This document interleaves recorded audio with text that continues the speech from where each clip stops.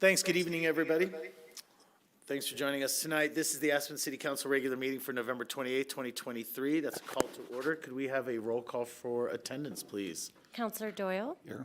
Councillor Guth. Here. Councillor Hohenstein. Present. Councillor Rose. Here. Mayor Tory. Here as well. With no scheduled public appearances this evening, it'll bring us to citizens' comments and petitions. It's an opportunity for citizens to address council on items not scheduled for a public hearing. We do ask that you limit your comments to about 3 minutes so that everybody gets a fair and equal opportunity to speak tonight. Any members of the public that wish to speak? Come on up. I'm not sure if this is considered or not, but I noticed that during the summer, nobody. If you would just state your name for the record. Lori Winterman, Aspen citizen. Thank you. Thank you, Mayor. I had an unfortunate experience this summer with a friend, the only one who applied for a long-term local demo. And I don't know if this is anything, but I would like to make a request because I think that you guys in your heart, when you created a long-term local exemption, 2 per year, I think in your heart you really wanted to help long-term locals move on with their lives. So here was my experience, and it was never covered in the newspaper. So there was one person who applied under your guidelines, and unfortunately it was a very painful experience for a 40-year local who raised her child here. I believe you had the best intention, truthfully, to help locals, 2 who could apply and receive this demo permit per year, and you set a timeline of 35 years of living in the same home. If you truly want to help those longtime locals, I wonder if you might consider a few things. Number 1, the age of the home. This particular home was built in 1960 prior to any building codes, and the reason I know that is because that's when my father built his ski bum home, and I can tell you that it needs help. Number 2, the length of the time someone lived in that home may be less than 35 years. Maybe you would consider other factors. Will rebuilding that home have much less environmental damage or impact? No asbestos, double pane windows, more efficient heat. There are truly many ways you may want to look at this so that your rule really does help a long-term local downsize, move on, or give them the financial help they need to retire. Maybe consider the age of the applicant. I know if you look at this now with one applicant, I'm hoping you might think how it would help your older friends or family. And I thank you very kindly. Thanks a lot. Thanks, Larry. Other public comment this evening?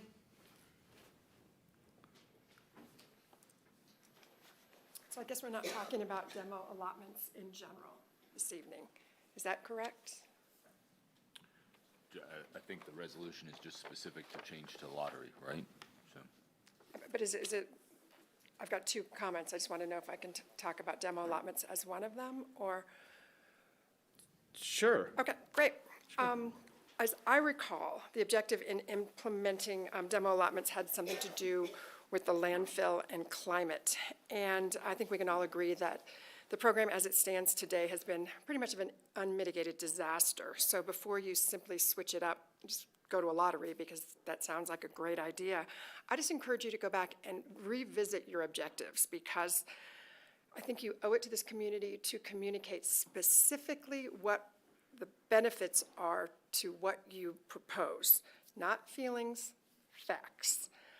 Especially given the fact that you've recently approved this 277-unit massive construction project out at the lumberyard, it would appear that your favoritism towards subsidized housing, not having landfill and climate impacts where free market does. Maybe that's not your intent, but that's how it comes across. I think this is a solution in search of a problem, and you've been finding that out in this test year. So I just think you owe it to this community to scientifically and numerically address what will benefit from the program. Be very specific with your objectives. Part 2, Burlingame 3. You guys have a big problem out there. Big problem. I know a couple of you guys have been on the same email chains that I have, so you're more aware perhaps than others. But are you aware that of the scope of the independent inspection reports that people have been receiving and just how bad they are? Are you aware of the nameless form letters that contracted buyers receive each week from the city saying, "It's not our fault"? Are you aware that APSHA refuses to discuss anything with these buyers other than, "You can get out of your contract"? Are you aware that the sales contract is a take it or leave it, as is with no warranty deal? Are you aware that 79 households are in limbo today? They don't know when or if they can close, and there's no one willing to talk to them or to help them. I've heard from 15 buyers. That's 20% of your 79 households. They can't talk to APSHA. No one at the city is taking responsibility. They're terrified. Their mortgage rates are increasing. Their credit ratings are getting dinged. And despite what the APSHA staff told you two, John and Ward, on November 15th, it was a material misstatement of fact when they said, "Oh, don't worry, all 79 households are taken care of in this limbo period." That is not true. There are many households that are without a secure place to live while they wait this out. You guys, you five, are the only body that can help these people, okay? The city's got to take some responsibility here. You guys can direct the city manager to protect these people. You guys can make policy where these units get fixed. You've got to fix these homes. You've got to stand behind them. You conducted lotteries and entered into sales contracts. Granted, prematurely, but you did it. And you guys are the last line of defense. APSHA, hands in the air, not their responsibility. City manager, her name's not even on the communications. It comes from the communications department. Nameless form letters. Ronald Reagan, the great Ronald Reagan, once said, "The 9 most terrifying words in the English language are, 'I'm from the government and I'm here to help.'" Well, it's come to that, guys. The 5 of you are not on staff, but you're the 5 people who can make a difference. You're the 5 people who can help these 79 households. No one else is helping them. Thank you. Thanks a lot. Any other members of the public? And again, these are for comments that are not on items that are scheduled for a public hearing.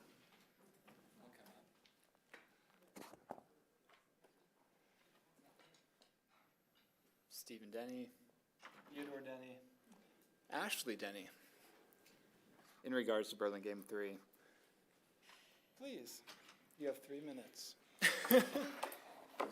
These are her notes. Oh my gosh, how much did you say? Nothing.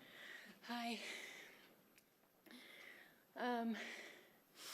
Yeah, so I submitted an email, and many of you have received the email, specifically those on the council, and spoke to a lot of you on the phone. And so I am really coming today with hopes for solutions and a resolution, not to harbor on the problems, not to harbor on what was done wrong. Sorry, I'm trying to catch my breath. I literally ran. And so hoping here today to try to get access to our APSHA unit as soon as possible. That's our ideal outcome, being in our home ASAP. To get access, we need a contract to our home. And we don't currently understand the APSHA or city process that has resulted in us winning a lottery and not going under contract for 5 to 6 weeks. And rather than going back and forth with finger pointing, we just want to find a resolution. And the solution here could be producing a contract and having that contract stating that the closing will occur the latter of 5 days after receipt of a C of O or on 12/15/23, like other units have received this contract.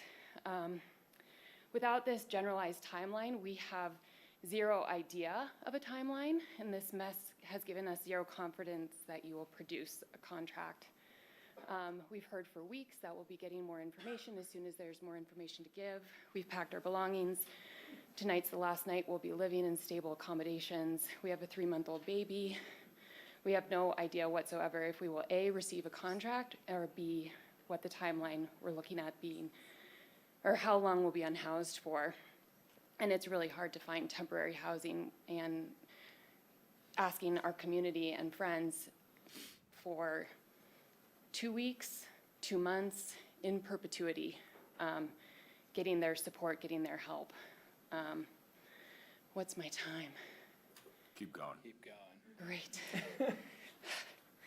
I don't have that much more, but really, the next part of this would be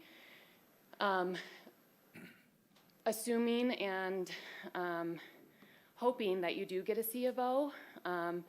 Next phase would be the sale and purchase of all of these units. And I have a couple suggestions for APSHA or the city or whoever will be running the sales and closing process so that you can be prepared. So some suggestions would be hire additional trained staff, perhaps local real estate agents or a closing company to facilitate the close of all 80 units. Anticipate thousands of questions from the buyers. I'm unrepresented. I don't have anybody supporting me in the process of purchasing this, and I don't know how the process works. Anticipate the busy holiday season with government closings and the bank holidays. Consider kind of leaving your community members unhoused and uninformed during the holiday season and what the impact that has on their lives. Reassure us, perhaps don't allow that outcome. Be prepared, organized, forward-thinking, and triaging. Maybe write out a list of commonly asked questions and the answers to those questions. You can provide us these FAQs. This would be regarding the sales and the closing process. Maybe disseminate a flow chart to describe how the sales and closing process will be and all of its steps. That's it. Thank you, guys. Can I ask Ashley a quick question? Sure. Ashley, if you could grade from your perspective, Ashley and Steve, from your perspective, the communication that has been provided to you from the city and APSHA on a 1 to 10 scale, what would it be?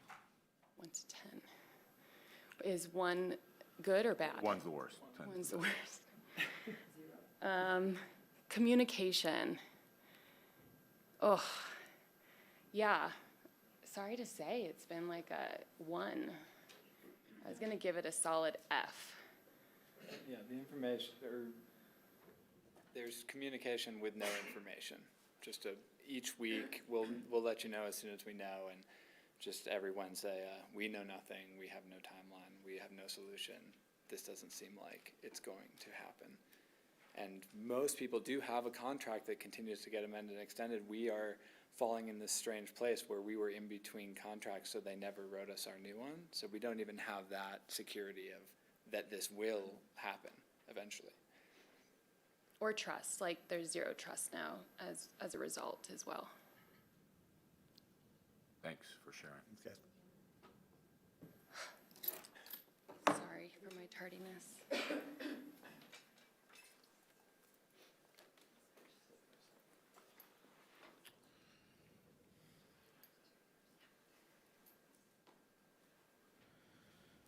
Sarah, do we have any information that we can share with them? Should we add an item to the end for discussion on this situation? Do we know anything more from today's events? However you'd like to handle it, just let me know. All right, let's get through comments and we'll figure that out. Other citizen comments this evening?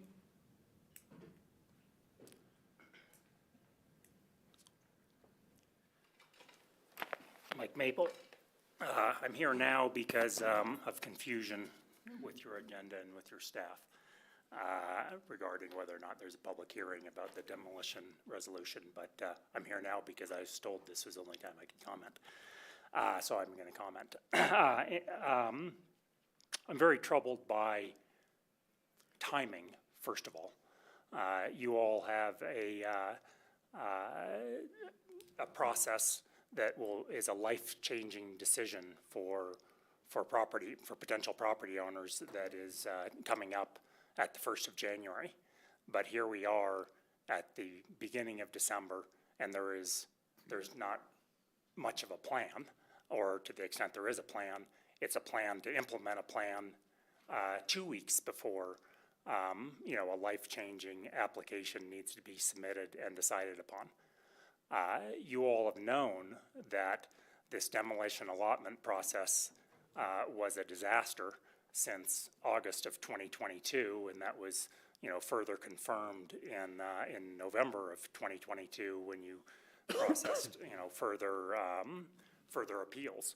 And so, why are we here in late November trying to fix something that has been broken for, a year and a half and it has a very, very significant effect on many, many people's lives and most important assets. So, it's just, I'm just flabbergasted that you could be reviewing this at this time.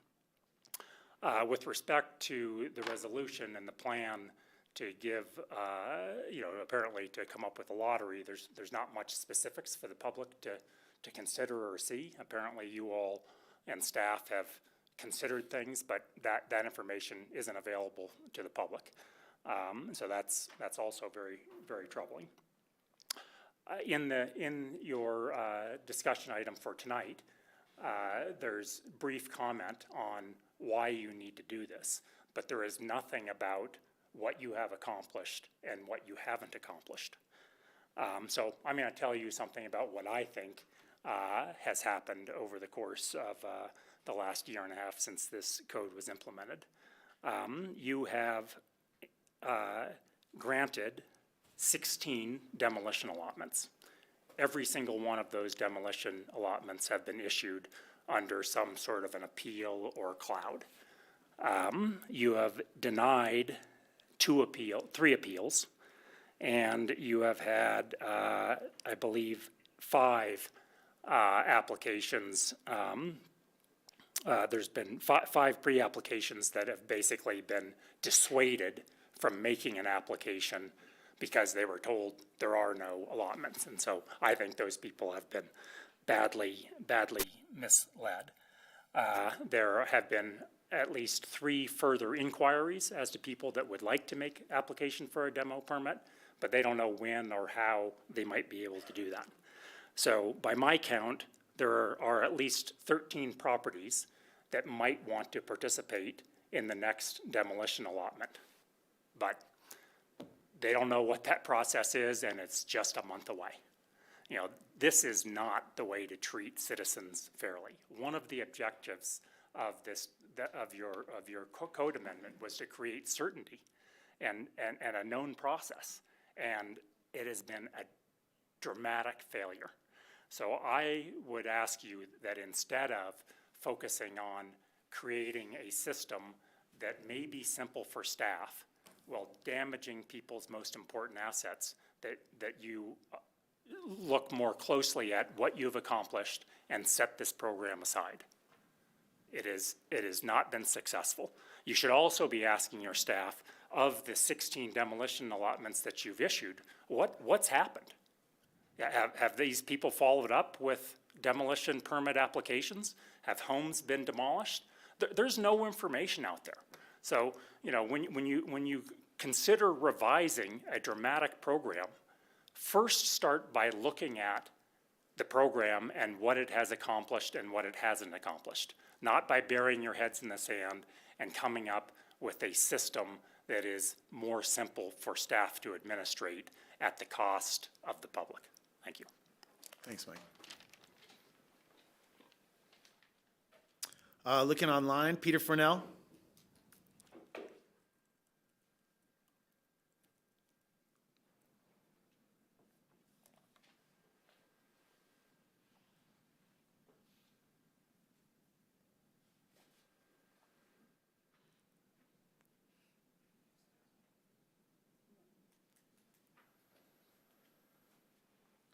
Mr. Mayor, can you hear me? Yep, we got you now. Oh, yeah, thanks a lot. Sorry about that. Technology is not my thing. Thank you for your time. It sounds like now is an appropriate time to remark regarding resolution item 171, which of course is this demo program that you're considering amending. I really want to know, as you discuss this tonight, what the city objects to. Are you objecting to the impacts on the dump? Because if you're objecting to the impacts on the dump, can't you just tell people that want to get a demolition, you can tear your house down, you just can't put it in our dump? And then they could find someplace appropriate to send those materials.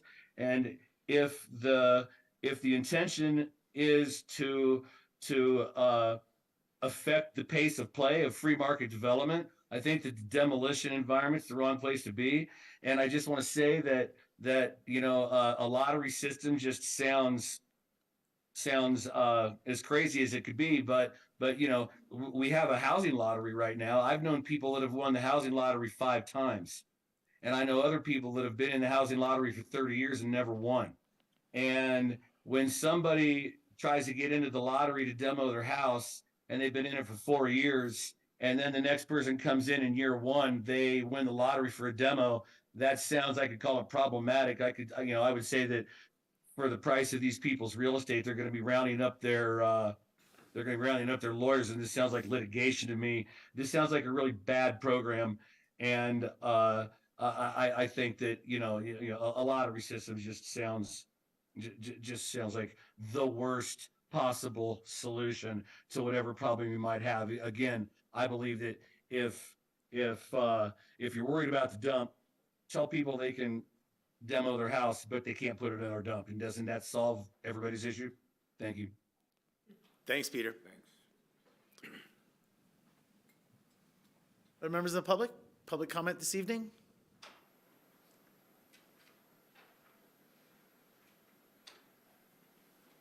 All right, we'll bring it back to council table. Thank you to all those folks that are making comments this evening. We do appreciate you coming to us. It's not always the easiest thing to do, so I really appreciate you being here. That'll bring us down. Sarah, I think maybe when we get to city manager's comments, maybe we could have a little discussion on BG3, if there's any information to share there. Council members, comments this evening? Sam? Yes, thank you. I'll start by saying I would love to talk about BG3 at some point. That was a main thing that I've heard a lot this week. I sent an email to Scott Miller. I just wanted to point that out about priority plowing of Hallam and Hopkins for bikes. He said he would get back to us on that, so I look forward to seeing that. I wanted to address a couple columns in the paper about asking for the Israeli flag. I found it insulting that people thought it was a conspiracy theory. There was nothing malicious about it. What that flag represents to Bill, myself, and others in this community is nothing but noble and wonderful causes. So those articles were very insulting, and I just really wanted to get that out there. And I also was disappointed that the demolition permit, we were only talking about the lottery system a month or 2 ago when I thought about bringing this up earlier. I was waiting for the permits to play out that I've applied for this year, and I don't know how to go about it, but I'd like to expand the conversation about how to reform the program, if not remove it entirely, because I do think has failed so far, and I really would like to see at least reforms be made. And I know I've had discussions with some council members that would at least be open to reform, so I hope that's something that we can do in a proper manner. Please let me know how, Mr. Mayor. And that is it for me right now. Thanks, Sam. That opportunity, it's an item on our agenda, so we'll be talking about that later tonight. John? Yeah, I just wanted to share some recent headlines from last week. This is from The Guardian.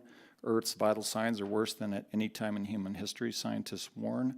Earth's vital signs are worse than at any time in human history. An international team of scientists has warned, meaning life on the planet is in peril. The report found that 20 of the 35 planetary vital signs they use to track the climate crisis are at record extremes, as well as greenhouse gas emissions, global temperature, and sea level rise. The indicators also indicate human and livestock population numbers. Many climate records were broken by enormous margins in 2023, including global air temperature, ocean temperature, and Antarctic sea ice extent.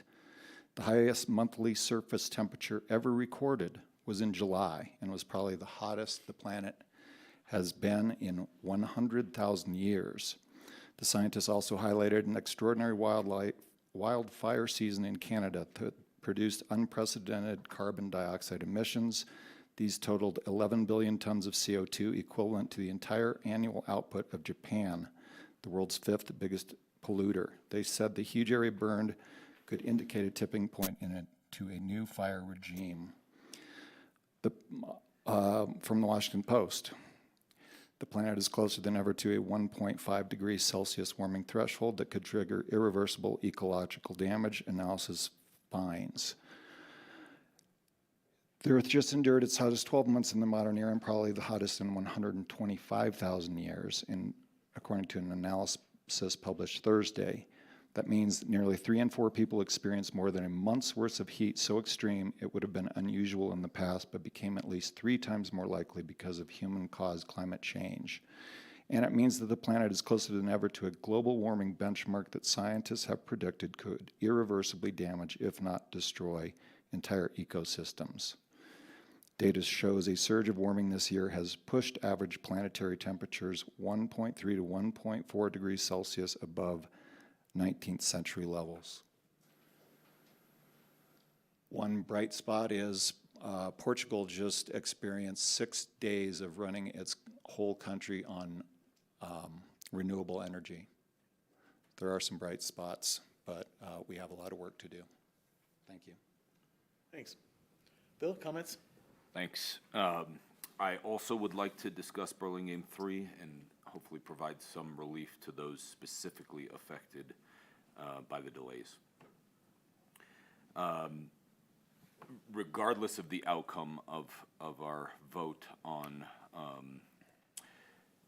Resolution 171, the Land Use Code Amendment relating to the demo allotments tonight, if that program remains, I think we need to have a specific conversation about how to improve upon it. As you've heard me discuss many times, I think that it is a failure of a program and that it does not provide benefits to the community and in fact comes with perverse incentives to do things that will not benefit the community, will be much worse for the community. So I definitely second Sam's request to have that conversation, and unless we end up in a place where it's eliminated tonight, that entire concept, then I think we need a follow-up conversation on reforms on that program. And lastly, we'll be discussing adopting the IHRA definition of anti-Semitism tonight, which I'm very appreciative of, but sort of tangentially related to that, I think that we've learned recently that the city displaying foreign flags is bad practice, and I'd like to inquire as to how to codify that the city will no longer hang foreign flags in any public property.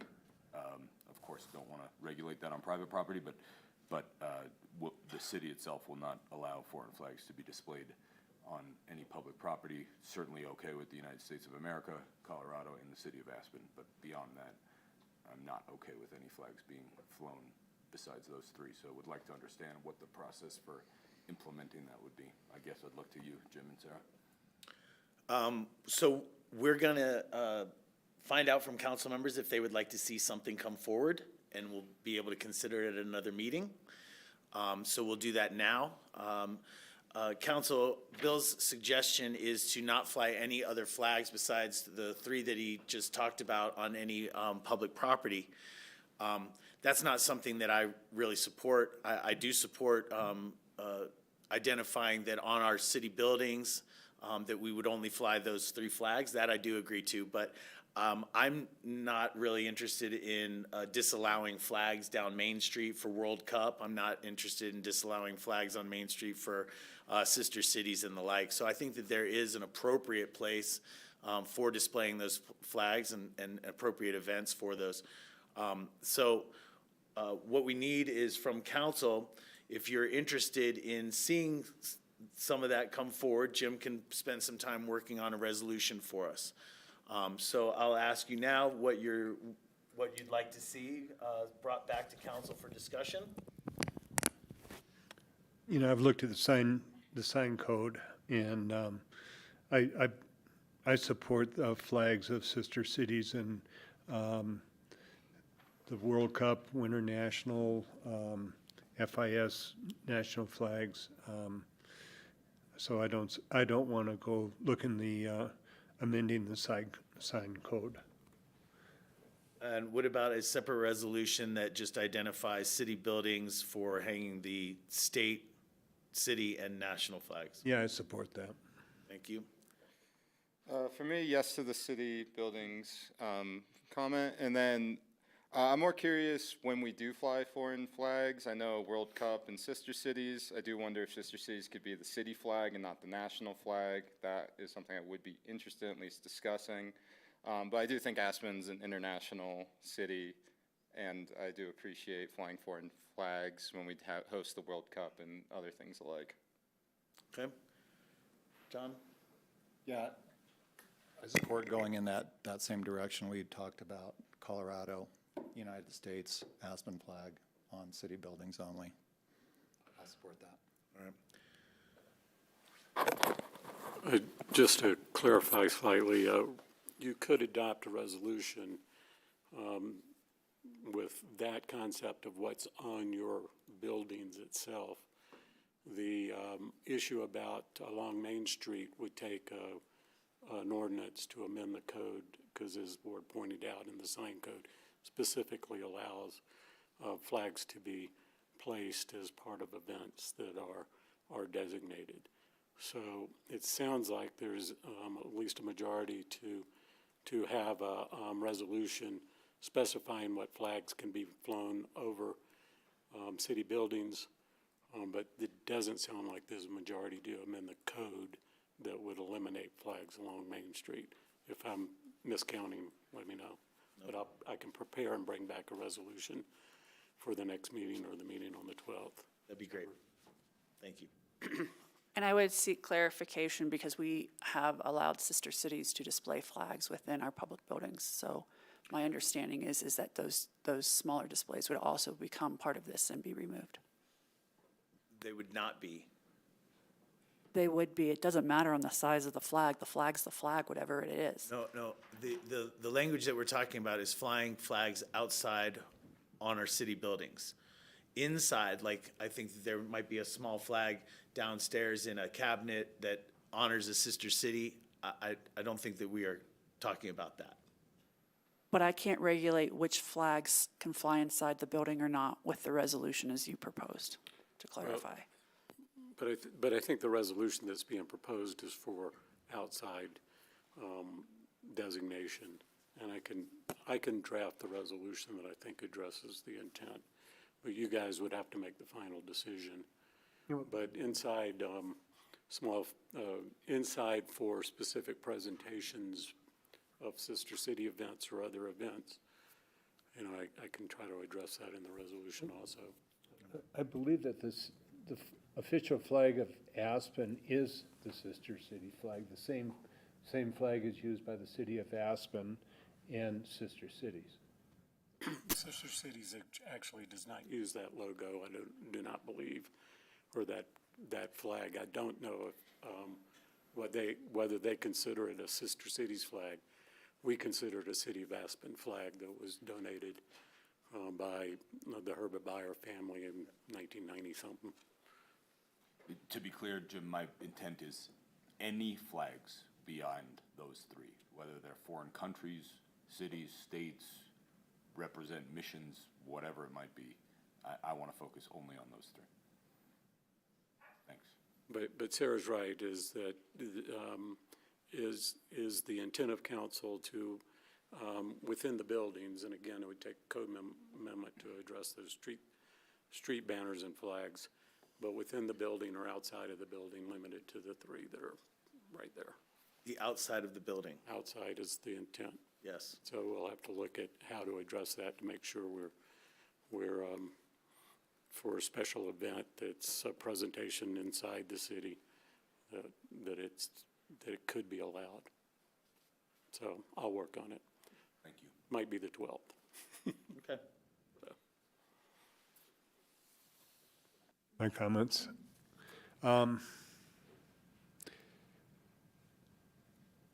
both the demo permit program and BG3, I think were well-intended, but there's a saying that says the road to hell is full of good intentions, and how it pans out and how it's designed and what the intentions are now not always in coordination. I'm really disappointed in the delay in BG3. I've tried to get quantified how many people are actually affected by being out of a place to live, that have given up their lease and don't have a place to live, and I've been unable to get that. At the last APSHA meeting, we were told that there were no people that were in that situation, and now the Denny's have indicated that they are in that situation. I'm trying to figure out how many people are actually in that, and is that Matthew? No, so that's something I've made an inquiry with APSHA about to see where we are on that. I do believe that we at the city should do something to help the people that are in that situation. I want to know. I mean, I think all of us at this table and everybody that's won the lottery wants to be able to have this done and move in, and it's behind by at least a year for a variety of reasons, and it's been a big disappointment to me. And I'll leave it at that on BG3. The demo ordinance or demo resolution, I think I think that we need to take a deeper dive into it than just changing the lottery system. I think the timing on this is bad. It should have been to us at least a month ago, so it would take effect before. But I support doing a deeper dive into the demolition permit process. We've got two new city council members, a different perspective, a different voice, and over a year of experience. So I'd like to go back, do a rewind and take a look at it, see if we wind up in the same place we are now or if we have different criteria. But I think the intention was to slow the scrape and replace and to slow the exodus of local employees. But I'll just leave it at this, that I want to revisit the demo process, the demo permit process entirely, take a deeper dive on it. I forgot one thing, if you don't mind. I was going to mention, we were talking about a bike park in the Merle open space at some point, and after hearing from some constituents, I am wondering whether we need to do anything with that space. And I was wondering if other council members felt the same way, and if we could at least get an information-only packet to see if we really want to move forward with a bike park there, or just like leave it as is, to understand why a bike park is needed or necessary, or would be a good attribute to this community. Because personally, I mountain bike. I love the idea initially, but I don't necessarily think we need to develop every space that we have here, especially in the Merle open space. So the other council members, would they be interested in an information packet on that? Or? Maybe. We can just look at Sarah and ask her what is the timeline on approvals for that project going forward? I know they've just collected Aspen Community Voice feedback, so I'm interested to see what the results of the feedback are. Good evening, Matt Kuhn, Parks and Open Space Director. It's a good question. We are just wrapping up in a community engagement process. It was really the intention of that to gather community feedback. So the letters to the editor combined with the outcomes of our more formalized community engagement is something we intend to bring to council when we start talking about budget and our holistic parks work plan and portfolio. Unless we get directed otherwise, it was not going to be a singular topic. It was going to be part of the broader work plan that we heard from council interest in reviewing holistically our 5-year plan. We did discuss this with the Open Space and Trails Board 2 weeks ago, and we are continuing the process with them. We are not at the point where we even have a budget number for this project. Yeah, I asked because I remember reading that we weren't going to discuss it as a council until spring of next year, and I was wondering if we should even have it as a discussion in spring, or whether we can just axe it now, because I just keep thinking, like, do we really need to develop that space or not? And if it's not a big waste of your time, or it's not like a huge detriment, I just wanted you to be aware that there's a chance that we say no to it in the spring. And I didn't just want you to waste a ton of time and energy on something that was dying sooner than expected. That's all. We're absolutely looking at all the community feedback. We had several hundred responses to the survey.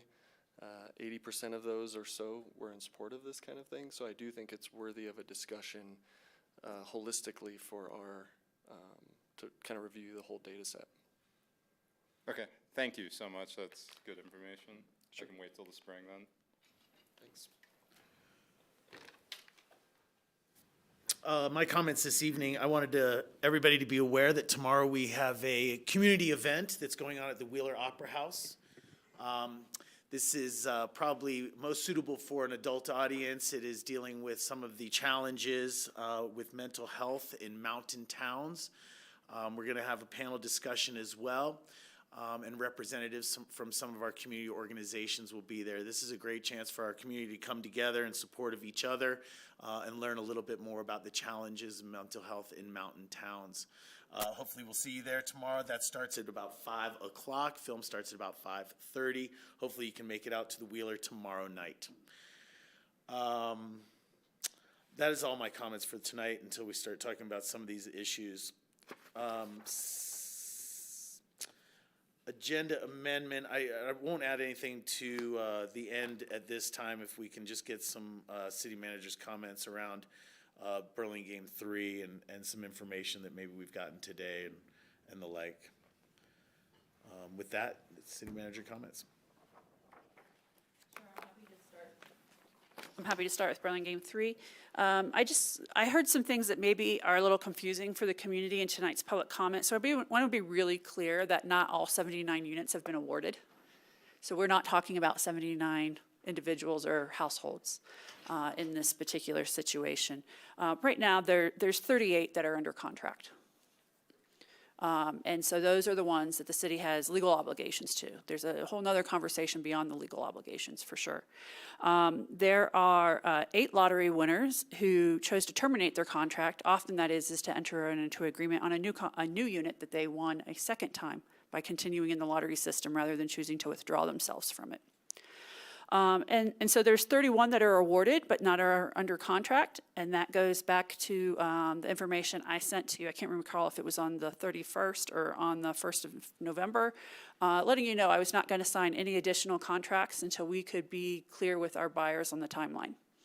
And I received no commentary back from any counselors about that choice of action, so at this point I assumed it was accepted when I heard no objections to that. I have 2 units I still need to check on. I'm not completely sure of their status. And then I also, of course, have the 5 City of Aspen units, which I've determined to delay because I wanted to make sure that the community awarded units occurred first. Today, as all of council is aware, we did have 3 state inspectors on site along with our own electrical inspector to review the buildings.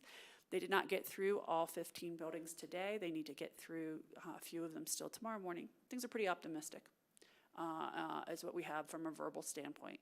Obviously, we're not going to make commitments on when we can close until we actually have a CO, just given the situation. And if there's any small loose ends that we need to finish up, we'll sure they do. There's also some comments tonight about the remedy agreements. We always encourage owners to seek remedy, to complete buyers' inspections so that they understand the product that they're purchasing. And we've been very amenable working with those individuals who want to go forward in the process and making sure that those items are committed to. And I'm legally binding the city to that when I execute those. It's new build construction. I don't know a real estate contract that doesn't have some kind of result from an inspection that could be remedied by the seller in order to help assist in closing the deal. Quite frankly, I just haven't seen that not come up when it comes to residential property going forward. There's also some comments about the as-is status. I do want you to know that's correct, that they are being sold as is. I think you understand the delays in some of the warranty work, and that the city has been making other provisions where the city is not the holder of the warranty, any of the warranty going forward, but rather a third party is being set up to do that. I'm happy to answer any questions that you have. I think I've communicated quite regularly with you. I guess I should also note that from when this issue first started, we've had a hotline available for people to call that gets routed right away to a human to respond to that call, who is a staff member. And we've also had an email directly for any of these prospective buyers that they could reach out to, and that email address is checked 2 to 3 times during business days. And at least every Wednesday, there's a communication. We felt it was more important to communicate even when there was not an update, rather than saying no update means, no communication means no update. Kind of damned if you do, damned if you don't situation, in my opinion, is where we're at with communicating with buyers. So that's what I can share with you tonight. Thank you. I have a question, please. On the 31 units that people have won, but we don't have contracts on, can we have something to tell those people that they actually will be getting those units other than, a verbal approval or? They have a notice of award from APSHA. Okay, so that's a legally binding that's not going to go away. Pam has notified them that. Typically, if you want us to enter into something, because it would be a contract to say that, I think that's a step that's not in the buying process, but I would consider it a legally binding contract that you would have to review. If we were going to say our intent is to give you this unit through the lot that you won in the lottery. Can you speak to that, Jim? I don't know what process you would use for that. You want somebody who's declared a winner of the lottery. The next step is the contract. And that's just this process. It's not always immediate after winning the lottery. And a lot of people don't necessarily want to sign the contracts themselves until they are they're ready. And not all people are ready because they can't develop or get their own lenders in place, or they realize they can't go forward with the process. So it's really the normal step. You have the lottery. There may be time between winning the lottery and signing the contract, but that's the step. And there's no binding position between any of us in between those steps, but it's never been a position of the city or APSHA to back away from a lottery winner. So a certificate of winning the lottery should be good assurance that they're going to get that. We don't issue a certificate of winning the lottery. What it is remember, the lottery happens, there's a priority list that comes out of that lottery. So if the first lottery winner turns down the unit, it goes to the next and to the next until there's someone who says, yes, I want to purchase this unit. And we have to be careful too, because there have been lottery winners that have been determined to be not actually qualified. So we do have to be careful about not having a simple lottery win as a binding obligation, because we have to go through further steps. And it doesn't happen too often because the process is done so well now, but there have been past examples of that. Thank you. Bill, and then John. Thanks. Follow on to that. One clarification is that the 31 buyers are under contract. I think Ward may have mistakenly said that do not have contract. Those 31. 31 do not, 38 do. I'm sorry. Okay, I mixed up the two numbers. I apologize. How long from the results of the lottery do buyers have to execute a contract? So I believe the APSHA, and if Diane, if you recall this, I believe it's 72 hours after they agree is the typical timeline. They have to decide if they want the unit. Do you remember, Diane? No, you don't. I'm sorry. I'd have to refer you to APSHA on that. But the council can certainly direct me to enter into contracts. I just caution you that I'm unable to provide a guarantee, particularly with the last few buildings, their certificate of occupancy, because as we work on buildings, right, the intention was to deliver this project in phases, not all at once. So we've continued to focus on the first phasing, where majority of the efforts are, which would have been the initial lottery winners for those who've maintained their contracts that they were executed around the end of September. Got it. Yeah, we can continue that conversation separately. And I should state, first of all, thank you for all the effort that you and your team have been putting in on trying to make this right for these buyers that are in tricky situations. That's my intent, is to try to help people out. You know, the idea that we might be putting someone in a situation where they're homeless or stressed out is not something I'm happy to hear. So that's my intent. I'd like to ask, and I know we've discussed this on the phone, you and I, Sarah, but the first question we haven't discussed, the second one we have.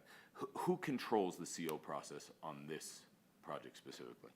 So there's two different types of inspections right now. So there's some that are required by the state, and it's because it's a modular product, right? We knew going into this there were going to be some lessons learned. This has been a very hard one for our community to learn, and specifically for the project management staff.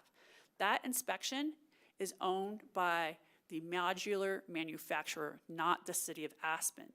So therefore, we actually can't direct the state. We are not the ones asking for the inspections. We are also not the ones generally to perform the remedy work on those, any inspection failure. So that is definitely a lesson learned for us. As an example, if the council was ever interested in doing modular again, I would never do the contracting we did this way, where we contracted directly with the modular vendor. I'd put it through the general contractor to put some pressures in there. And, you know, the other thing that I would say with this too is the CO still has to be issued locally. However, our local chief building official will not and should not sign off on it without the state approval. That would be unethical to pressure the chief building official into doing anything that was not in conformance with the safety standards they maintain for the community. Sure. Okay, so do we have a estimated time frame, assuming that tomorrow morning you get the A-OK from the state? Do they issue a CO, or is it just a satisfaction of all? They issue a satisfaction that then can be used by, I'm making sure I've got this right, they can sign a satisfaction that then is used by the chief building official to issue the local CO. I can't recall if it's two separate actual COs or if it's just the one under local control based on the state. Can you answer that level of clarification for me, please? Rob Schober, Asset Director. The state issues insignias, and once the state issues those insignias, then in turn, our building official could issue a CO. Perfect, thanks. So do we have a rough estimate of timing, assuming we get this insignia in relatively short order, let's call it by the end of this week? Do we have an estimate of timing of how long it will take us to issue the COs locally? We have done a lot of prep work for that in order to expedite them as quickly as the chief building official is ready to issue them. So that, you know, again, because of the phases, they'll be issued by building. And so they'll be released 1 to 2 buildings at a time as the CBO completes the final review requirements. The second piece that I would say with that is, just as a friendly reminder, is that with the phasing, if there are things, for example, because of weather conditions that we can't complete because of the delays with the box manufacturer and their performance, the last building in particular is tied to completion of those other things unless the chief building official allows a temporary certificate of occupancy with an understanding of a weather delay. So that's things like pavement conditions, stormwater management, things like that you can't truly inspect and remedy during freezing temperatures. Understood. So in the event that takes some time, I'm sure no matter how much preparation has been done, there's still a lot of paperwork that goes along with issuing all those COs, 79 COs. Have we contemplated offering pre-closing occupancy agreements for units that are ready. All inspections have been satisfied on, they're safe to live in, but the CO paperwork is in the pipeline. Is that something that we could offer to people who have been awarded units but have not closed yet? I'll refer to Jim on whether we can allow someone to occupy a unit without a CO. No, I don't think that would be appropriate if there was a CO and delays in closing for whatever reason. We have allowed people to occupy premises with a lease prior to a final sale, but you still have to have either a CO or a TCO. It would not be appropriate to have, there's no mechanism that I'm aware of that allows occupancy without one of those, the CO or TCO. Could we explore with the chief building official whether a TCO could be issued more expeditiously than a CO to facilitate something like that? It actually would be easier, well, we'll check. It depends on what the outcome of the state inspections are. My instinct is it's more work to issue a TCO than it is a CO. That's my instinct from a business process standpoint, that if a building's ready to go, we want to finish it up, put it through its paperwork and get it out. You know, and I think what the really key thing's going to be is, let's say we get to the point where we're getting some COs the end of this week, beginning of next week. What happens? Well, if that happens, then it's notifying buyers about how quickly can they and their lending be ready to close, and what's that timeline for them at that point. And that will dictate when closings actually occur. But if we have that CO and they're trying to finalize their lending, while traditionally we would be able to lease, I have to recognize the agreements that stipulate that there's no leasing in Burlingame. Maybe the HOA board would offer some reprieve there, but on that note, if we do get to a point, and you know, it may not be easy for someone to close in very short order, it may take them 30 days from the time you get the CO and notify them that we are ready to close their units. So maybe in that context where we do have a CO, but they aren't ready to close yet, and maybe we're not ready to close, you know, the next day, or for whatever reason, holidays and whatnot coming up, maybe there's some kind of pre-closing occupancy agreement in short term that may be appropriate. Now, again, I don't think 38 or 31 or 79 people are going to take advantage of this. I think that this is a limited number of people in any event, but I do think that it might be a way to help some people that are affected. So I ask that you consider that and see if there's something we can do there. Yeah, I appreciate that. I'm certainly open to it. I just want to make sure the community is clear that a lot of this rests with the Burlingame Master HOA Board. Okay. To allow that to occur. Perhaps we can start with a call to the HOA. It sounds, I mean, council would need to be amenable to it amongst the five of you. But that is a linchpin, is that the HOA has to willingly agree to it. Yeah, maybe we can start there and solicit their feedback on that, given that it's an unusual circumstance and one-time situation. Do we have any vacant city-owned 505 units that we could temporarily house some people in? We have evaluated that. We've actually been having some more success talking with the folks at Aspen Housing Partners and trying to keep folks in 150 housing. So we have been assembling a list that might be able to be used if we receive that direction. Great. I know in speaking with Steve earlier today on the phone that that is something that they would be interested in. And as I have encouraged other people that have reached out that are contracted or lottery winning BG3 buyers, please let us know. Please email council@aspen.gov and let us know if you are directly impacted by this. We want to be able to help. There is no fear of repercussions of losing your unit. I think I'm comfortable reassuring you of that. Hopefully the others are as well. Please don't fear repercussion. We would like to help you out here. We understand that we, as the developers of this project, take responsibility for the delay, and if you are genuinely in a bind, please let us know so that we can try to do something about it. I'm not sure that all 79 households are in a bind, and that's okay, so please don't use this as an opportunity to take advantage of something, but if you're in a bind, please let us know. And then Sarah, I would like to explore, I know this is clearly a small sample set, but it seems like you and your team have been putting forth a lot of effort in communicating with the buyers, particularly since these delays became apparent, and yet the messaging isn't being received well, as heard by Steve and Ashley. You know, that's not a passing grade, obviously, on communications that they awarded us. So, you know, once this is behind us, I'd like to look at why is there a disconnect between the significant efforts being made towards communications and the receipt of those communications. So again, I don't think that's where I want to spend anyone's time at the moment. I think that I'd like to help people, but I would like to look into that in the future. Is where's the disconnect happening? That's it for me. Thanks. Thank you.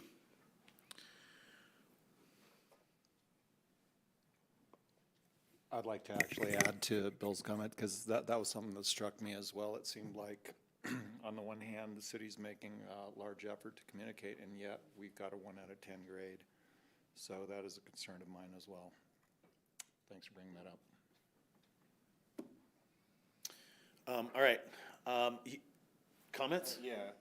I just want to say, I imagine the communication is more that, I don't know if they want to answer, but I think it more has to do with not the, it was more what was said and the fact that we couldn't do anything. I think the people communicating were communicating what they knew and what they had. So I don't want to blame it on our communication staff or the people saying these things. I think we were put into a bind about this, and that's where I'd like to just comment that when it comes to communications in this sort of situation and what Bill had said, I think it's imperative that we come up with solutions to individual people's problems, because it's, don't shoot the messenger that's telling you that the certificate of occupancy, we don't know when it's going to be a thing. That's not their fault, but it is incumbent upon us to make sure that we come up with a solution, whether it be 150 housing or something else, to make sure that the people that are in a bind are helped. And with that, I know the Denny's are here, and I know we've gotten emails from others, and I know they've been in touch with you, Tori, so I want to make sure that anyone that does need help, just really reiterate what Bill had said, please reach out and let's come up with a solution for each one individually, because each person is unique as far as that goes. And if we didn't help you tonight to looking at the Denny's, please come back to us and let us know specifically what you need, because I know you've already been in contact with the mayor about this. But if you do need more, please email us, call us, and let us know so we can find that specific solution to you. Am I allowed to say something about the communication just as an example for the color? I don't think it's necessary. I think we heard pretty loud and clear from you. You can email us. Yeah. Yeah. That doesn't hurt. Thank you. Sarah, I think there's a majority of council that is interested in providing whatever relief is necessary and appropriate. I don't think we know the details around those that are impacted. We have been fortunate to be in touch with the Denny's, but I don't know any others. I don't know what relief would look like for different folks. So I think first we need a clearer picture of that. Before we can even really figure out how to assist. We need to know who needs assistance or why they're in the situation that they're in, et cetera. But the overriding sentiment up here is that we do want to make sure that people are taken care of, especially through this cold and holiday season. So is there any, from here, we're going to get more message from the state tomorrow about their inspections. The COs will be rolling out as soon as they can. But what's our process for being available to hearings from these 38 folks that might be in some situation? So that would be an important thing to clarify, whether you're talking about the folks who are awarded and not contracted, or just those who are contracted. That I just want to be clear about that, so I understand who you want me to communicate with. I would say that, as we heard from the Denny's, is they are not one of the contracted parties anymore, because they were very fortunate to win 2 lotteries and found a unit that was more suited to them. I think the messaging should go out to all 79 and say, please share with us how you are impacted by this and what you need. I understand there's, like you alluded to earlier, Sarah, there's a difference between what we're legally obligated to do and what the right thing to do is here. And I think we need to find out of the 79, who needs help and what kind of help they need. And then hopefully we can quickly evaluate remedies for them from there. So we can survey those individuals if you would like. And obviously that takes a little bit of time for people to respond to. We are happy to, what I would need is some understanding of parameters, and I get that you may not be able to provide those tonight. I want to be clear with you, if there's any expenditure of dollars, those are general fund dollars, not 150 fund dollars, just to provide upfront clarity to you. That temporary use does not fit, we think, within the parameters of what the 150 fund is voter approved for. And we can go for there and bring you back that information. All right, sounds like we would like an email sent out to those that have won the opportunity for purchase, and just get their feedback before we figure out how we can go at this. Yeah, and for clarity is that, some of the buildings I think will start closing on easily in the next 14 days, probably faster. Good. So there are people who I think that just need the certainty.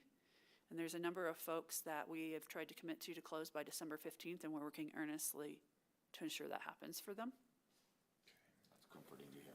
Great. If we could get a clear picture, that'd be great. Thank you for that.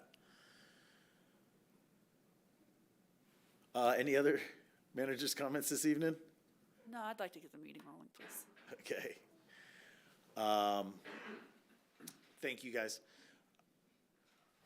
Board, this is an opportunity for board reports.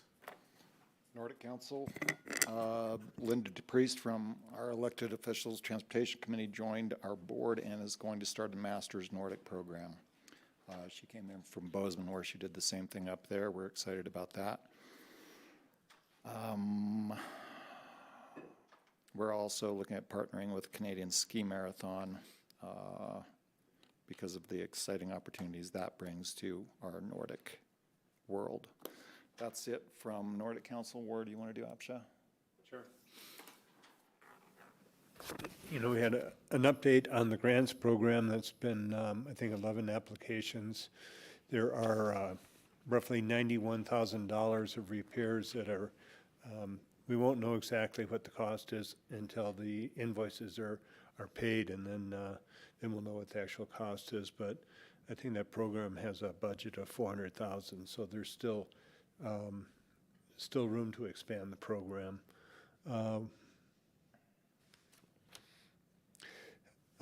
Random audit, 34 units, 31 were returned, and the owners are all in compliance, and there's some additional information that's needed on the additional ones. 23 new ones are going out in last week or a couple of weeks ago now. A reminder that as these BG3 sales go forward, that there will be other APSHA units that will be for sale, and for everybody to check the APSHA site for sale units, because there will be opportunities to occupy the units that some of these people are in now. Will be selling to go to BG3. We approved a purchase of a BG1 unit for temporary APSHA ownership to prevent foreclosure, to do some repairs, and then put it back out on the market. We've had a work session, first reading on some bylaw changes. Some of the issues that we've been talking about are receiving a public benefit. Both federal and state have had prohibitions against somebody that's not a legal U.S. resident to receive public benefit, and APSHA is taking the position that the state and federal government has, is that you can receive public benefit, and this would be in the form of housing. Highlight is that workers who work less than 1,500 hours per year in Pickens County do not qualify for Pickens APSHA housing. It is the responsibility of the client of APSHA to keep APSHA informed, so that they have to do the forms that are necessary. We did some discussions on the right sizing and have come to an agreement. We're on, that we have to have a net gain of bedrooms for right sizing. There've been some other ones about some other bylaw changes that I think will be beneficial to the program in general, and that we will be revisiting for second reading. And then in February, we were having a longer discussion on right sizing and some of the AMI and rental programs as well.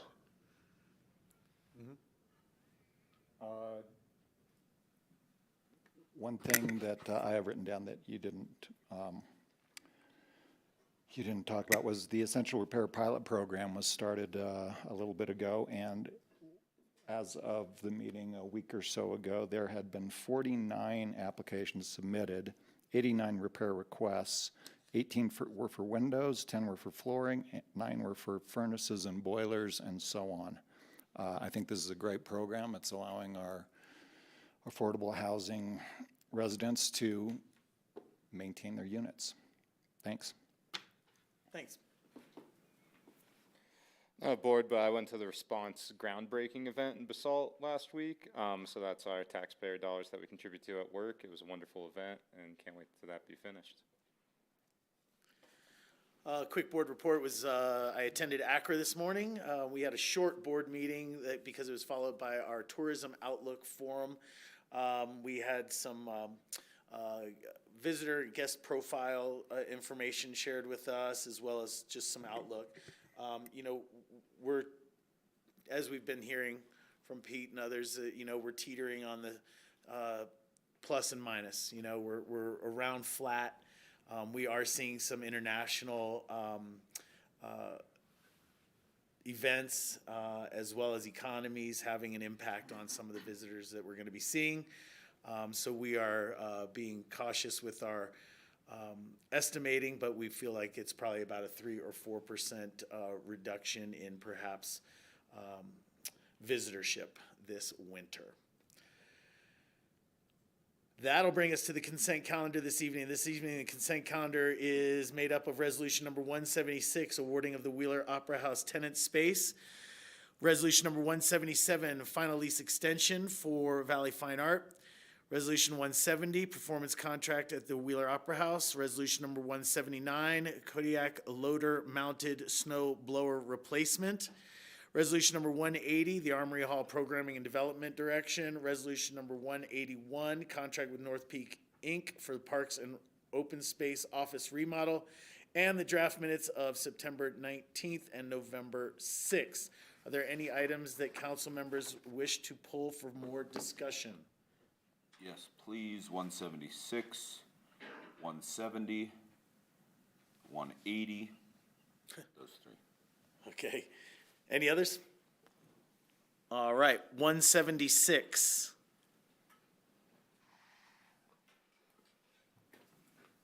Thank you. Good evening. Good evening, Mayor and members of council. Lisa Rigsby-Peterson, the Executive Director of the Wheeler Opera House. Resolution 176 is to award the tenant space lease for the gallery to Daniel Joseph, DJ Watkins. In the council memo that you received, I outlined the process by which we solicited proposals, evaluated them, and then the selection committee makes its final recommendation to you for approval of the lease with DJ Watkins. He is here this evening if you have any specific questions for him as well, but I'm happy to answer any questions you might have. Thanks, Lisa.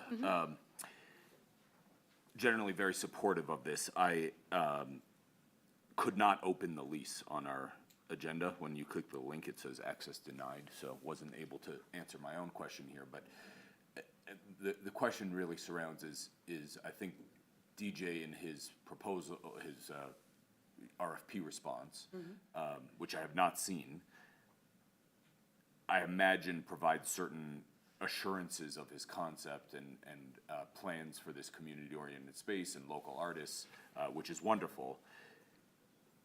And my question is, does the lease provide some teeth for you to make sure that that happens and continues to happen over the course of the term of the lease?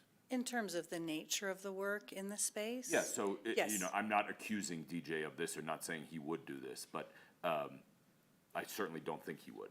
But if he opens up and it's a community thing and then, a year later turns it into ultra-luxury art gallery, I'm not okay with that. So do we have teeth as the landlords to, terminate the lease, enforce those provisions of the original concept, something like that?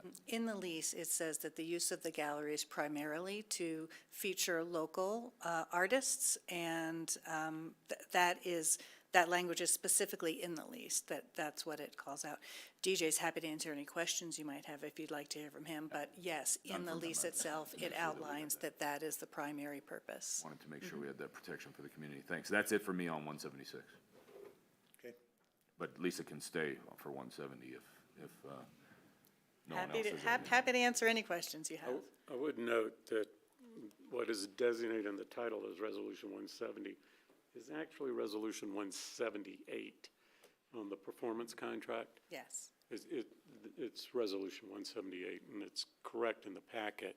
It's only on the title and the agenda that it's incorrect. Okay. No one else has anything on 176? Bless you. Great. On 170, Lisa, Less. or 178, thanks, Jim, for the clarification. I appreciate that you're trying to react to some, I think you're trying to react to some input that you received from council in our budgetary discussions.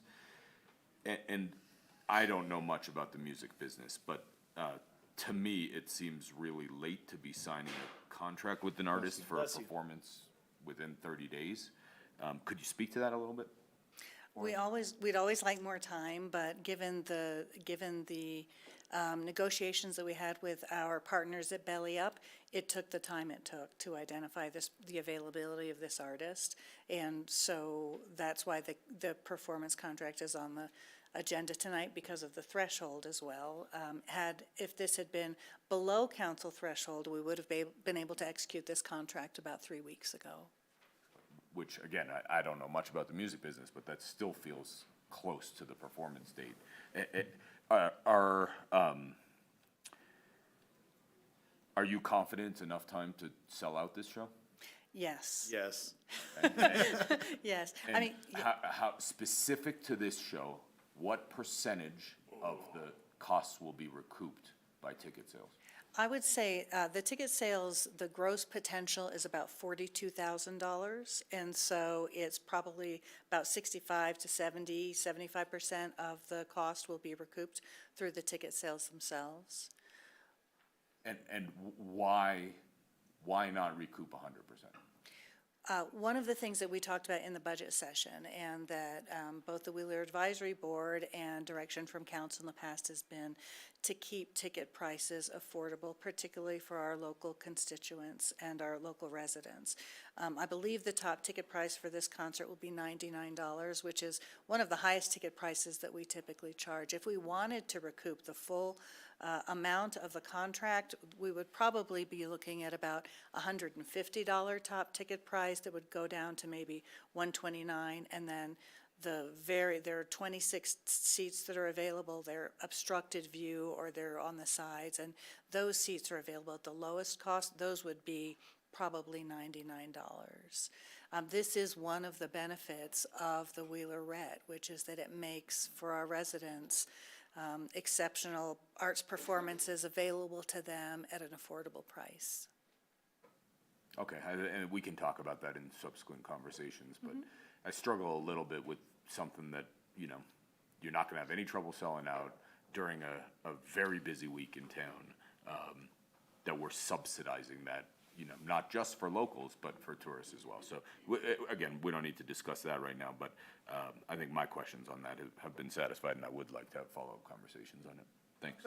If I may just offer that in any nonprofit situation, many organizations rely on contributed income to make up what we have in RET contributions and in RET collections. And so it's not common that organizations recoup all of their expenses through ticket sales, and that's why they rely on contributed income. And for us, it's the red.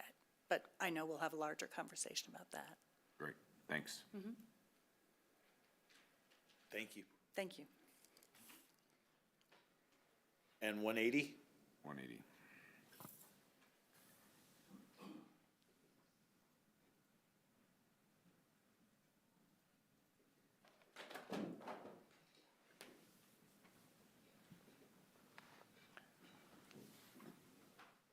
Thanks, Jen. So the one thing I would say I recall from our conversation on this that I think is missing from the resolution is the conversation about following up with an RFQ specifically for an operating partner. I thought we had majority interest in doing that, and that's not in this resolution. So I guess I wanted to put the question back to this table to see if that's still the direction, and also understand why that wasn't included in the resolution if it was a miss. Okay, so, sorry, my name's Jen Phelan. I'm with the Asset Department. You know, these are basically a summary of the work session where we were asking for direction on the uses and some very specific questions. So that's where I came from with writing the summary, basically follow-up memo and this resolution. But I am quite aware that you are interested in RFQ, and we are getting that started. Great, so if that's the intention and that's the majority position, I'd love to include that in this resolution, amend that to include that. Yeah, otherwise, I think it's great, and just can't reiterate the importance of thinking a little differently on this project than we have on other things, and identifying a partner from the beginning so that it can be successful. That's super important to me. You need it or want it in the resolution? You know, I think the summary of everything else that we directed and discussed is in this resolution, so I don't know why that wouldn't also be in there.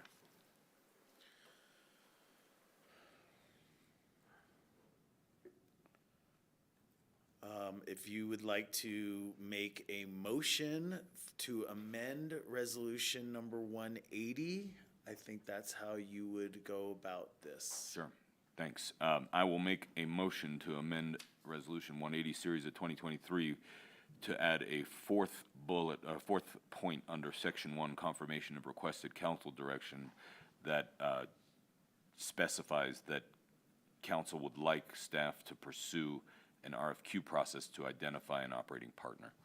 I'll second that. I think appropriate language may be that council directs staff as opposed to likes staff to. I just want to make sure the wording's appropriate for the resolution. Sure. I'll amend my motion to say bullet point 4 or number 4 will say council directed staff to conduct an RFQ process to identify an operating partner. If that's the intent of the council, I think that would be the proper language. Thanks, Jim. Seconded again. We have a motion and a second, some further discussion.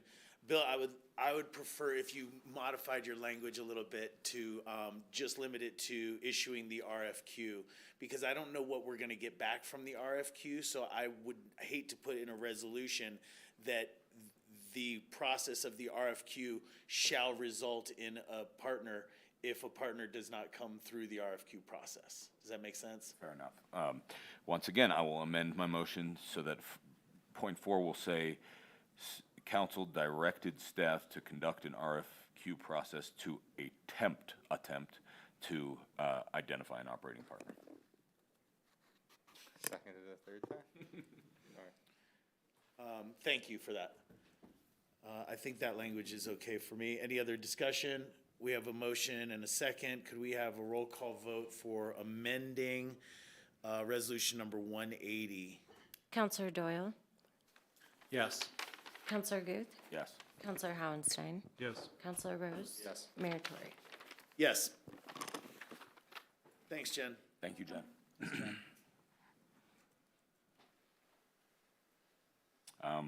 I will now make a motion to approve the consent calendar I'll second. as amended. Thank you.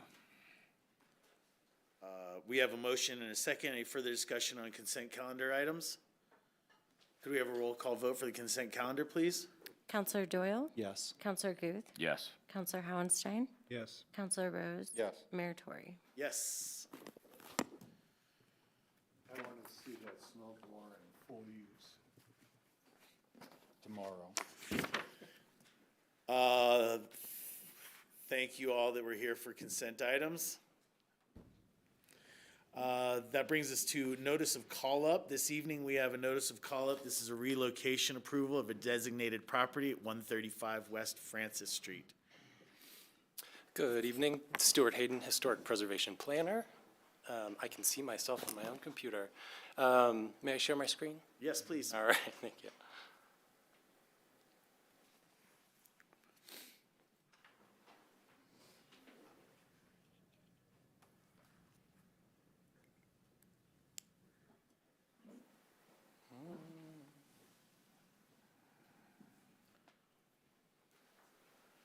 All right. I am here this evening to notify City Council of the Historic Preservation Commission's adoption of a resolution approving with conditions the relocation of a building on a designated historic property.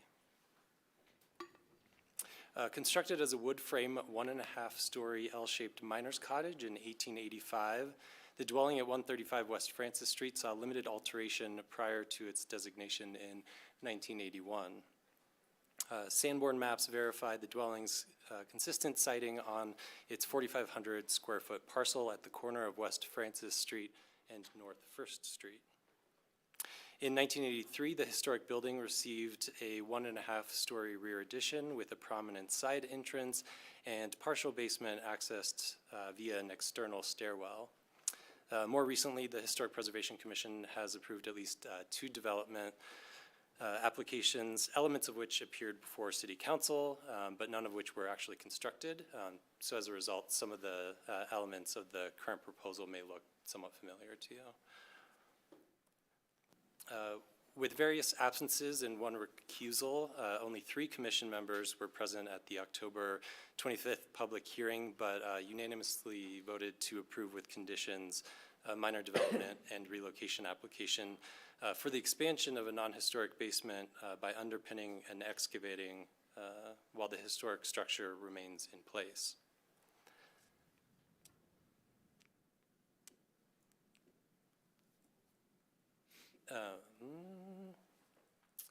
The Historic Preservation Design Guidelines notes that installing a modern foundation can be beneficial to the long-term condition of a historic building, but that underpinning and excavating nevertheless requires the same level of documentation, structural assessment, and posting of financial assurances as actual building relocation, picking up the building and moving it somewhere else. And so in addition to giving City Council an opportunity to avail itself of the call-up procedure, this requirement also subjects the application to meeting at least 1 of 4 standards for relocation of a designated property. As underpinning and excavating beneath the historic resource is an acceptable preservation method, in this instance, the proposed treatment meets the standard number 4.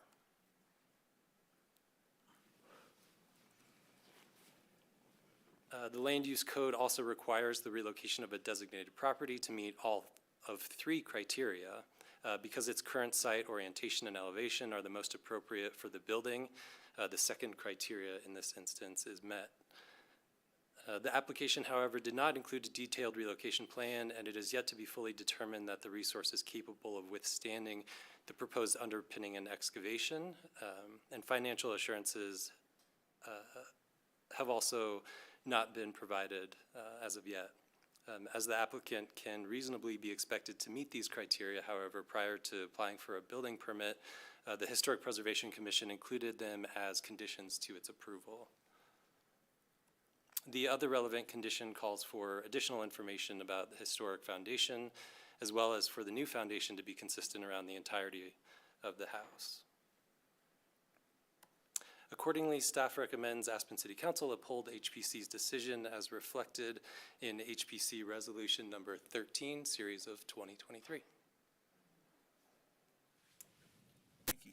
Council questions? Comments? Seems pretty straightforward.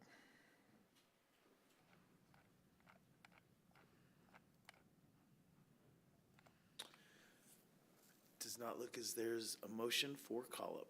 Great, thanks. Thanks, Stuart. Thank you. Thank you. That'll bring us down to public hearings, and it is 6:30, so we're going to keep on keeping on.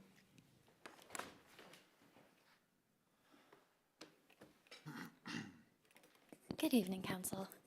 Kirsten Armstrong with Community Development, and I would like to introduce the applicant team who will present their request for the establishment of TDRs, transferable development rights, at 820 East Cooper Avenue through Ordinance Number 24, Series of 2023. And so I would like to introduce Sarah Adams with Bendon Adams, and she will be presenting.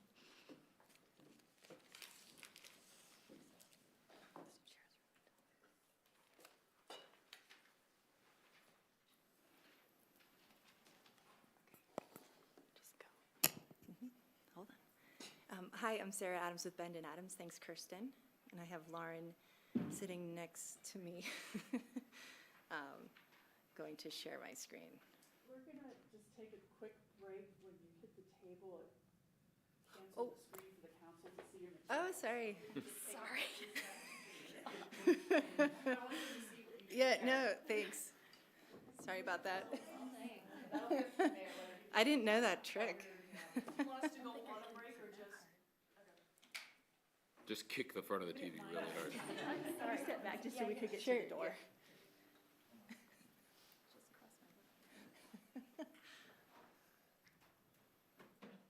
Maybe I can pull it up while I wait. Touch anything in here.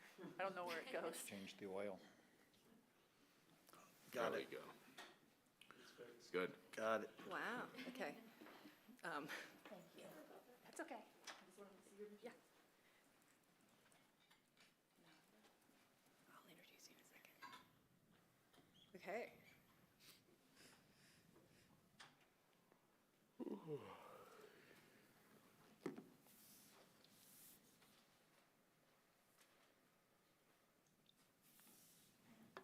Are we good? Can you see me? Mm-hmm. Everything? Okay, perfect. All right, so I'm Sarah Adams with Bendon Adams. I have Lauren Bullard with me, who is one of the property owners, with her husband Anton, who unfortunately can't be here tonight. So the property before you is 820 East Cooper. It's a designated Aspen Victorian property. It was built pre-1890. Lauren's going to say a few things about just who they are. They're locals. They're raising their family in this house. Thanks, everybody, for your time. We appreciate it. I'm Lauren Bullard. I wanted to introduce my family and the reason behind us asking for the TDRs. My husband, as she mentioned, Anton, couldn't be here because he's an EMT on Aspen Ambulance, and he's on shift tonight. He also works for Aspen Expeditions as a guide and teaches skiing at Highlands. He grew up here. He graduated from Aspen High in 2000. I moved here in 2007. I've run a family office for a local family for the last 12 years. We both volunteer with Mountain Rescue, Anton for 13 years, me for 6. We met at the Red Onion when Anton used to bartend there.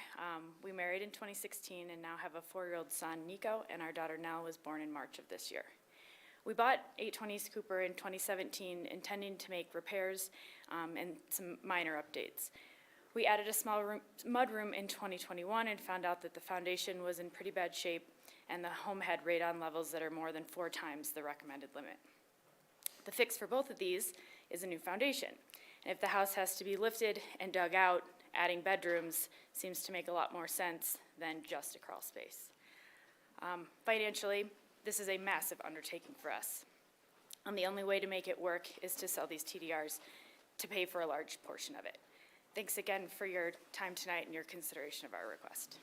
So the request tonight is to establish 3 TDRs. We received unanimous support from HPC in their recommendation to you to establish the 3 TDRs.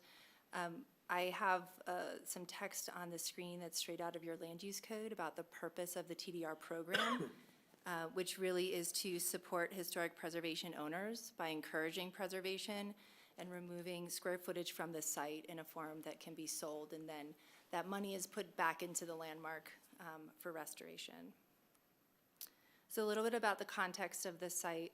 820 East Cooper is down in the right-hand corner. It's a pretty small lot. It's less than 3,000 square feet.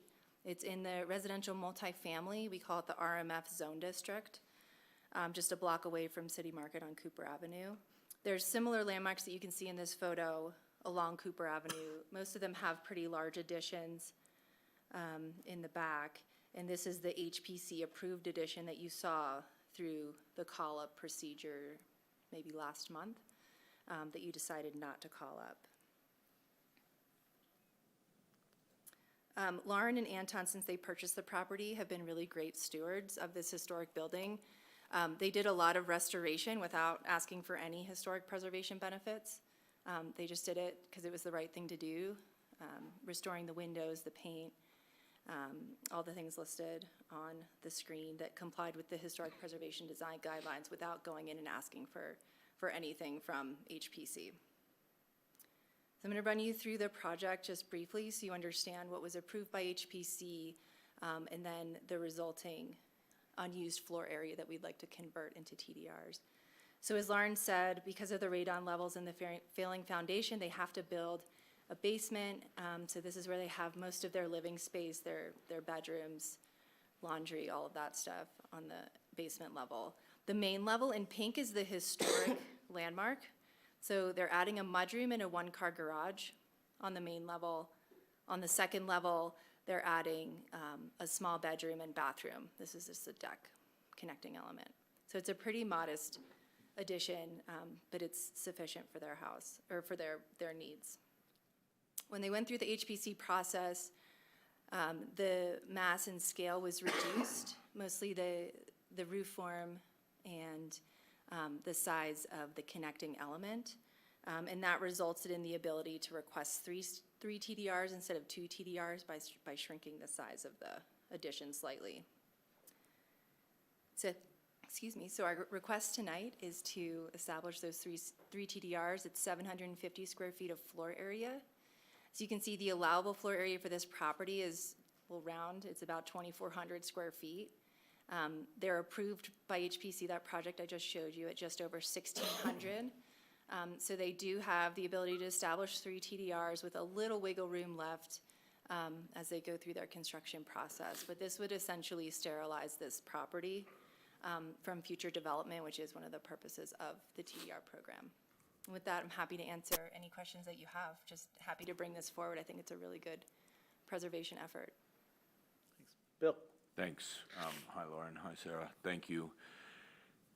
Just out of curiosity, if you were able to turn the 36.6, I think, square feet into TDRs as well, would that be something of interest? Or is that, Sarah just said, use the term wiggle room. I don't know if that's something you'd It's like to always good keep to have a little wiggle room. Yeah, I mean, I wouldn't want to get to like a final inspection situation and they're like, you have to rip something. I don't know. Right. I mean, if we got to the end of everything and it was CO'd and we were done, I mean, yeah, I guess so. I didn't ever consider it because I didn't think it was an option. Well, it's not an option today. I'm curious. Because right now it's increments of 250. That's it. Right. So I'm just curious, but I think it's a great project, and I know you've gone through a lot of effort to get to this point. So kudos for sticking it out.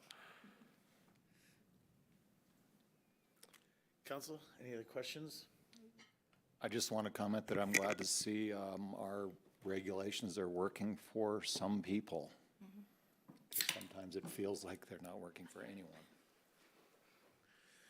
This is a public hearing. There's members of the public that wish to comment this evening on ordinance number 24, 820 East Cooper Avenue, establishment of transferable development rights. Looking in room, public comment. And looking online, seeing no hands raised. close the public comment portion, bring it back to council table. Make a motion? Thank you. I'll make a motion to pass ordinance number 24, series of 2023. I'll second. Motion and a second. Any further discussion? Could we have a roll call vote for ordinance number 24? Counselor Doyle? Yes. Counselor Guth? Yes. Counselor Howenstein? Yes. Counselor Rose? Yes. Mayor Tory? Yes. Thank you. Thanks. Thank you. Good luck going forward. Thank you. Yeah. Well done. Good to see you, Sarah. Thanks. Good to see you guys. Next item up is ordinance number 15. This is changes to Title 25.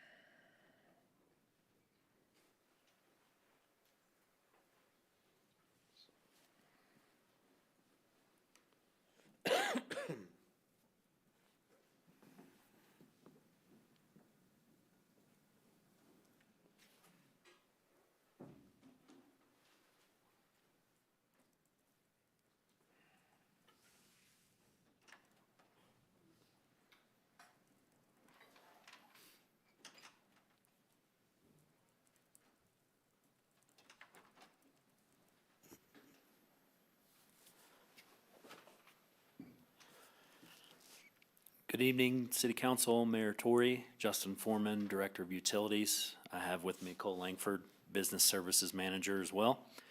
We're here tonight for the public hearing portion for Title 25 updates.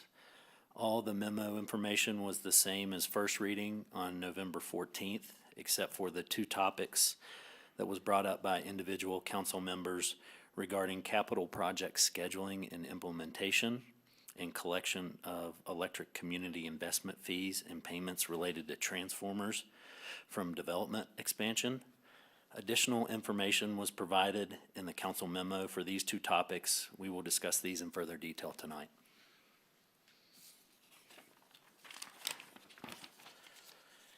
In the upcoming slides, we'll present methodology on how staff assess, maintains, and replaces current infrastructure. Staff believe current infrastructure replacement pacing balances cost of service to our customers, impact and disturbance to the community. Annual bidding allows us to ensure competitive pricing. Project scopes match local contracting resources and capacity. An incremental approach allows us to annually assess infrastructure condition and reprioritize as necessary. And current practices maintained are what we believe the community expects from a level of service from our utilities. I'd like to highlight that all the photos you see here is work that was completed in the last 10 to 12 months.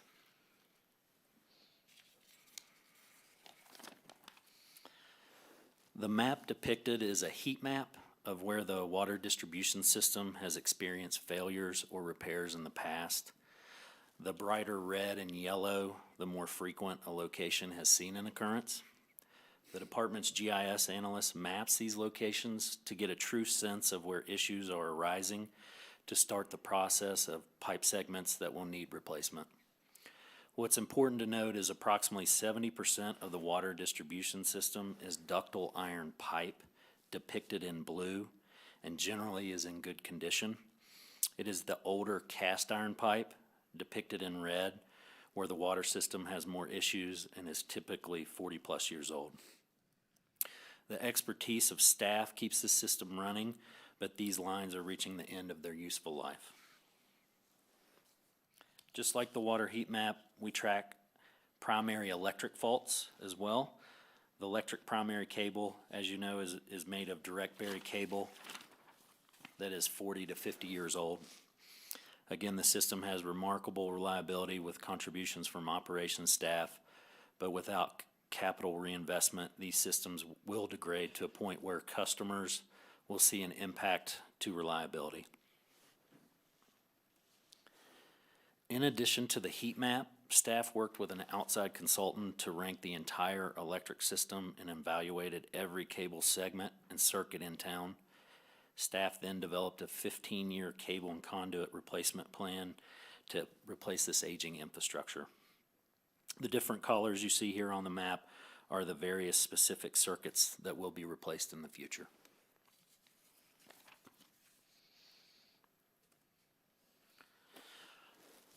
On the map you see here are the major projects listed for 2023. Staff is improving infrastructure on the raw water treatment plant and water distribution infrastructure throughout the system.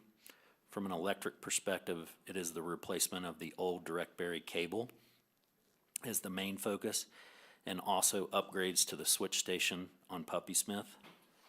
As you can see from this map, the department's projects are all throughout the water and electric system, but has a keen focus on reducing risk and improving resiliency. We may have provided more information than council may be looking for, but we felt it was important to highlight how much thought goes into capital projects. Ultimately, if a change in infrastructure condition is noted, staff can shift capital prioritization to address pending issues. Staff would return to council for budgetary and project-specific approvals if changes occur outside of the annual presented expenditures. Moving into the electric community investment fee, this fee was established in 2017. The ECI program provides amperage credit for existing electric meter breaker size. Customers upsizing their system pay the difference between their existing amperage size and the larger proposed amperage. Electric community investment fees ensure a cost of service is captured. Without these fees, existing customers would subsidize expansion needs for the electric system, not the development. Staff will continue working with our rate consultants and researching industry trends to proactively evaluate direction in the coming years. Staff will continue to update council on this annual basis. And finally, council had questions regarding development being required to pay for a new transformer if needed, in addition to paying for electric community investment fees. Staff confirmed with peer utilities through our rate consultant, various Colorado peers, and our wholesale energy supplier that this is industry standard for development to pay its own way for any type of system expansion. Staff in the industry believe this is a true cost of service methodology, which otherwise existing customers would be subsidizing this infrastructure upgrade or expansion.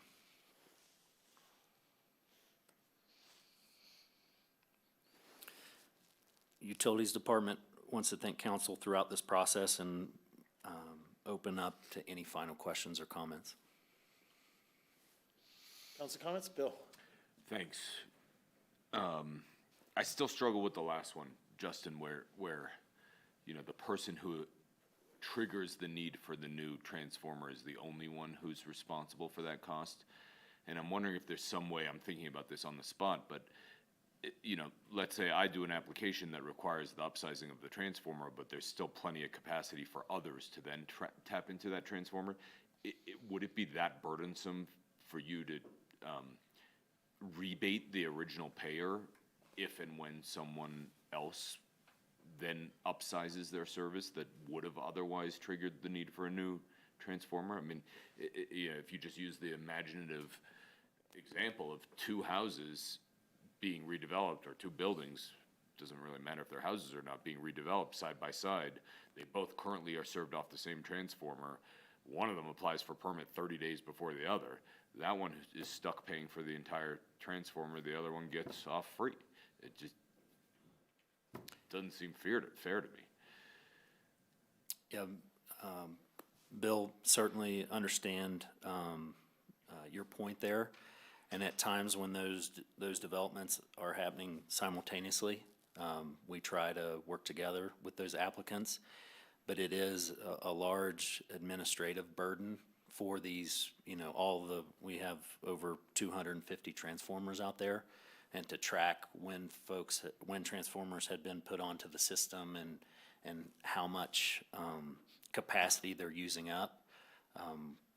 would be more work than what we can handle as a staff.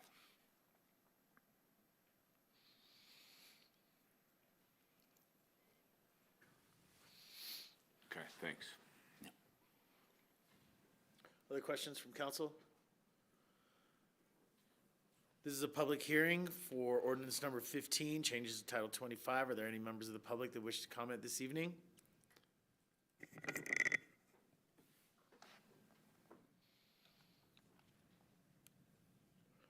Seeing none, I'll bring it back to council table. Yep, John? I was going to make a motion unless you have something. Yeah, I did have I have another question. You know, and I'm looking over at Tyler because I talked to him about this on an annual basis as we look at rate adjustments. You know, the only one that I'm really addressing right now is the residential electric, average residential Aspen.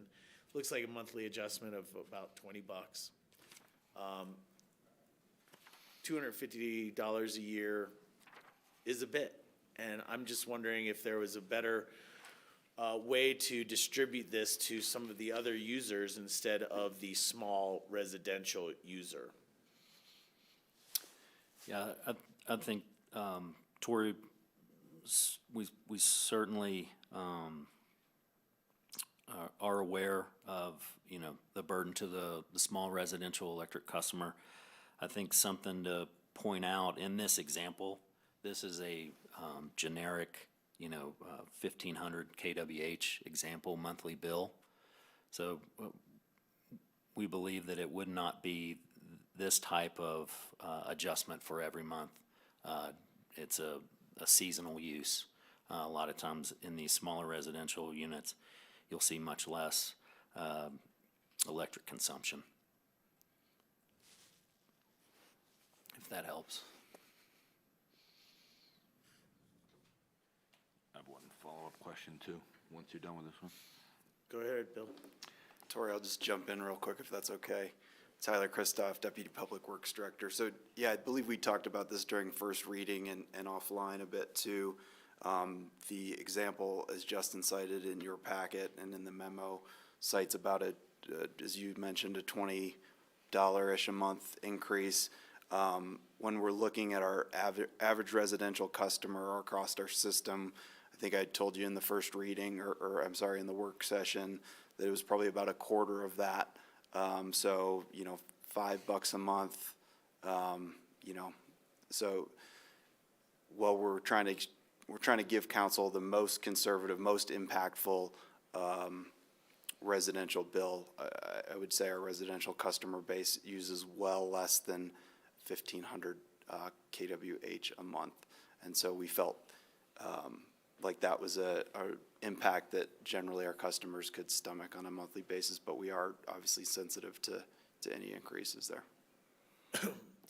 Was last year the last year of a 5-year plan, rate structure plan, cost of service kind of? That's correct. So we evaluate our rate structure on a kind of a periodic 5-year basis. So that was the end of the data set from, I believe, 2018-ish to 2023.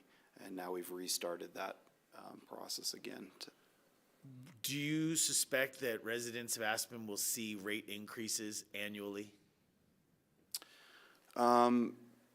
Judging by the market factors we're seeing right now, yes, I see that as a likely scenario. That's certainly been the scenario in the rest of the electric industry, and I guess I would sit here today with our staff from utilities and say that we're quite proud that our increases are significantly lower than other electric utility providers in Colorado and the rest of the nation that are seeing more than double-digit increases and have for the last few years. Thanks. Bill? Thanks. Page 31, section 25.28.030, point B. Could you help me understand what this means? You're talking about the provisions of this chapter shall apply to the use of the treated water supply, that part I understand, including fill stations for bulk water sales, pressurized and non-pressurized raw water, and reuse water of the city to the extent any city customer agreements, ... Do you sell pressurized and non-pressurized raw water? Yes, we do. Yeah, our pressurized system is primarily over in the Meadowood neighborhood over by Highlands. There's a pressurized raw water system over in that area that comes off of And Leonard people Thomas. use it for irrigation, I presume? Correct. Got it. Okay. And reuse water, what does that mean? Reuse water would be water that comes from our Aspen Consolidated Sanitation District and was pumped back up. That's a project that's currently in the works with the utility, but not currently online. Okay, got it. So none of this has anything to do with water use on the property that's not being purchased from the water utility in some way, shape, or form? Got it, thanks. And then I have a sort of tangential question, not related to this, but utilities in general is, you know, we talk about it being 100% renewable electric utility. But I think the other day it came up a discussion about storage, electric storage. Maybe it was related, maybe it was last night related to the old powerhouse. Where do we get renewable energy at night from? Where's our storage? How can we be 100% renewable if we don't have storage? So our energy comes from a number of different sources within our portfolio. About half of our portfolio is from hydroelectric sources, which run 24/7, 365 minus the downtime for maintenance. So that's large federal projects, part of the Western Area Power Authority. It's a hydroelectric facility in Ridgeway. It's our power plant at Rudai and our power plant on Maroon Creek. We also have a bunch of wind power that comes from the Midwest that is in 2 different networks. And then we have a very small bit of solar and a very small bit of landfill gas. So generally with renewable resources, as you mentioned, is that they're not always on, like traditional carbon-based resources. So in order to mitigate that, we make sure that we have enough resources that are steady, like hydroelectric, and then backfill our demands on a daily or monthly basis with those less reliable or less more weather-dependent sources. So whatever our demand is on a given day, our resources and our purchase power agreements meet that demand. And none of those suppliers are backfilling their supplies with hydrocarbon power? Well, so the entire grid of the United States is all interconnected. So any resource generating power is part of that grid. So really associating the amount of demand with the amount of power generation is an exercise in accounting.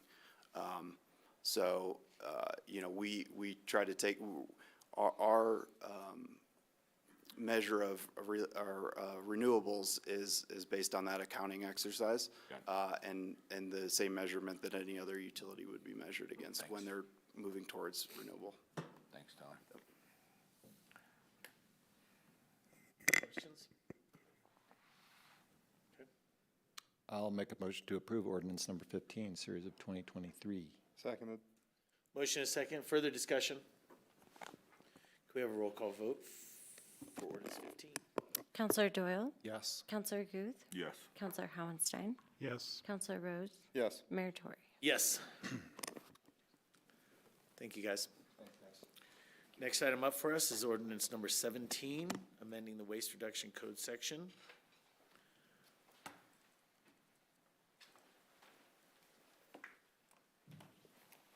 Good evening, council.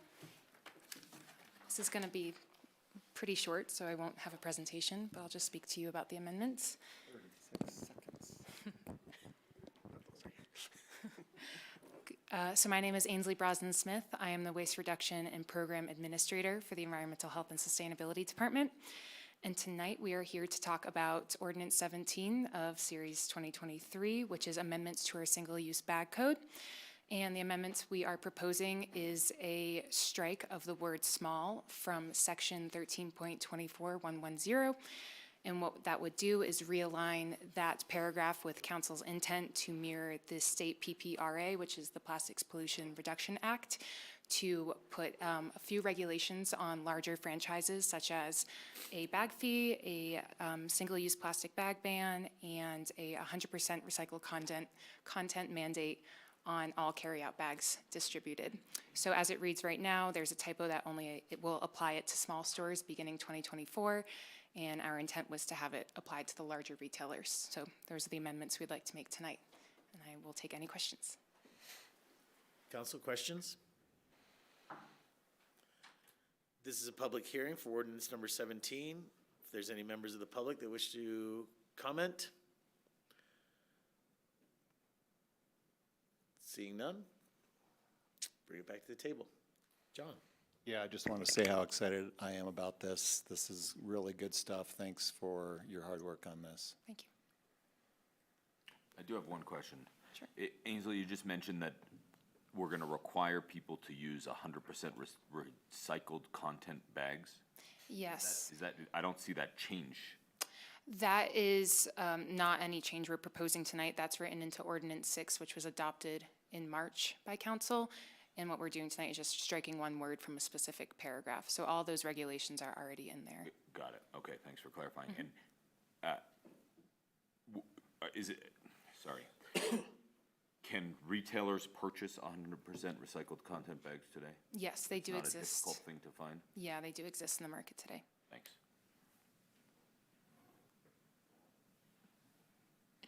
I'd like to make a motion to approve ordinance number 17, series of 2023, amending the Waste Reduction Code section.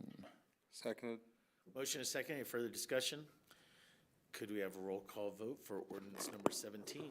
Counselor Doyle? Yes. Counselor Guth? Yes. Counselor Howenstein? Yes. Counselor Rose? Yes. Mayor Tory? Yes. Great. Thank you, guys. Thank you. Ordinance number 19, consideration of changes to city's taxation code. Mr. Mayor, Council, I'm here to present ordinance 19 on second reading. The intent of this ordinance is just to add 2 definitions to our tax code to include definitions on marketplace facilitators and marketplace sellers, which is really targeted at online retailers and basically just establishing in our code that they're required to pay sales tax when they make sales into the city of Aspen. This is language that's consistent across many other municipalities and within the state. The state's actually been pushing for this kind of standardization as a part of response to the Wayfair case and making sure that the tax code is easily understandable. This also gives us the stepping stone to eventually hook in with the state's sales tax and use tax system so that we can also receive additional revenue streams from them as other individuals file at the state level.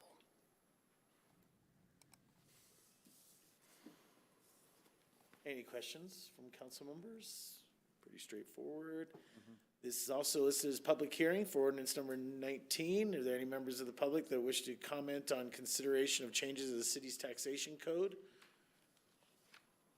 Seeing none? I'll make a motion to approve ordinance 19, series of 2023, consideration of changes to the city's taxation code. I'll second. Motion is second. Further discussion? Could we have a roll call vote for ordinance number 19, please? Counselor Doyle? Yes. Counselor Guth? Yes. Counselor Howenstein? Yes. Counselor Rose? Yes. Mayor Tory? Yes. Thanks. That'll bring us to ordinance number 22. This is the fee ordinance. And I'm going to spearhead this one as well. Mr. Mayor, may I share my screen as well? Yes. Thank you. There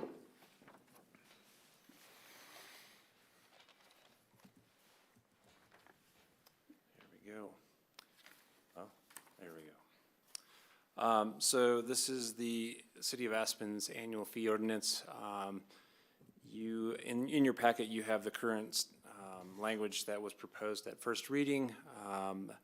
There was one question at first reading, and in between packets and getting packet published tonight, I do have a couple of corrections I need to request the council consider. And it's a very short PowerPoint, I promise. Unfortunately, there is no clip art, I will say.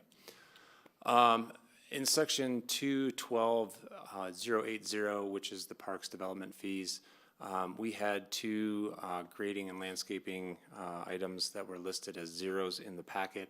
That was due to a rounding error. Then the formulas basically just truncated the actual cents.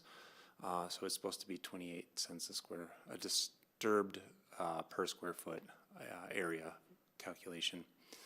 The other notes on the parks fees, and you'll see also on the engineering fees in the next couple of slides, is that in 212-100, which is the building and planning fees, that section references the fees that are also in this case, the parks section of the code. We had an old rate in there, and so upon the changes that were being proposed in the packet, we have conflicting information now in the packet. We need to clean that up by striking through the old rate and basically just pointing that existing section back to where the fees are actually established elsewhere. So that's basically a cleanup item, both on those as well as these engineering fees. And again, those fees were all discussed during the budget meetings. They were tied to an analysis on what is the cost to provide those services. They used to have a per hour rate associated with them. We did an analysis on the amount of volume going in and what staff were doing in terms of time to complete those and determine an average amount of time and basically change those to flat rate fees for simplification for the applicants as they go through the permitting process. Lastly, I believe there was a question at first reading about a parking garage fee, and basically the staff recommendation in the packet was to remove both the business pass and the unlimited monthly use pass for reserving spaces within the garage. And there was some language that was included in the packet material for second reading that basically tried to talk through that. Essentially, in a earlier work session with the parking department, staff heard from council that they wanted to address kind of the availability of the parking spaces within the garage to make sure they were available to the public that was commuting into the town daily. Currently, we are seeing some vehicles being stored in the garage by people that potentially hold some of these passes. So the intent was basically to remove these two passes, which would then free up those spaces for use, daily use essentially. I did ask for counts on the number of passes we're talking about, and there's 14 business passes and 7 monthly passes. 7? 7. So currently the language for the ordinance does not include these passes into the future, so they are basically removed at this point. So if the council wishes for that to stay in the ordinance as proposed, there's no action needed. But if the council would wish to bring those back, then we would basically have to add those back in as part of the amendments to the final ordinance that would be passed tonight. And that's all I have. Two things. One, Pete, on your Parks Department fee thing, there was a roofing fee from Parks Department. I don't know if you know the answer to this. But why would the Parks Department? I don't know the answer to this. But I could ask our Parks Director if he can. Boy, they're fighting to come up here, I gotta tell you.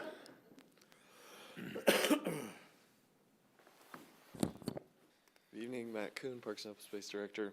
So your question is, why do we have a parks or a roofing fee?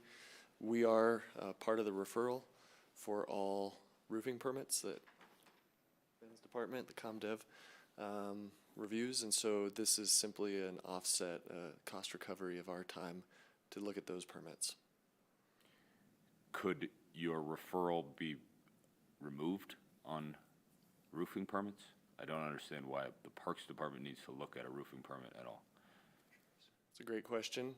Oftentimes roofs are in interaction and close proximity to trees, so we want to keep tabs on any impacts that might be related to the tree that's proposed to that.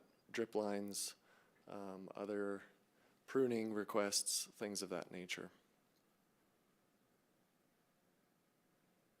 But if someone's coming in and re-roofing their roof and doesn't want to prune the trees, why do you need to look at it?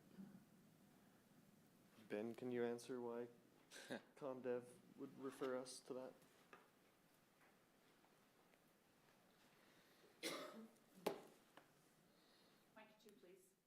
Don't pick that.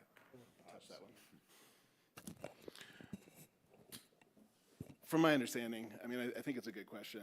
And I think there's a lot of work going on in the city to try to streamline sort of reviews. But from my understanding, I think different kinds of roofing permits have different site implications in terms of what's going on during the actual roof installation and disturbance to ground and interaction with trees. I think Matt described it appropriately. On some projects, I don't think there's much to look at. On other projects, I think it's significant.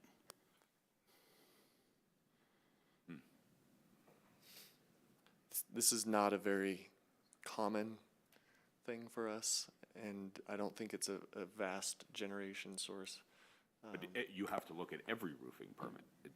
Ben doesn't make the decision whether you look at it, right? That's why you're being compensated, because you have to look at it. And typically, our forester will go to the site, review, do either a walkthrough, perhaps it can be seen from the road, but essentially, all permits that are tree-related involve a site visit. And so I do think $125 for, potentially an hour of a forester's time, as well as our permit reviewer to work that through, is a decent and kind of modest cost recovery. Yeah, to be clear, Matt, I'm not concerned about the fee for it. I'm concerned about the efficiency of our permitting process. And so, Ben, I'd like to ask that as we're looking at the improvement of that, maybe there's a way where you can, if required,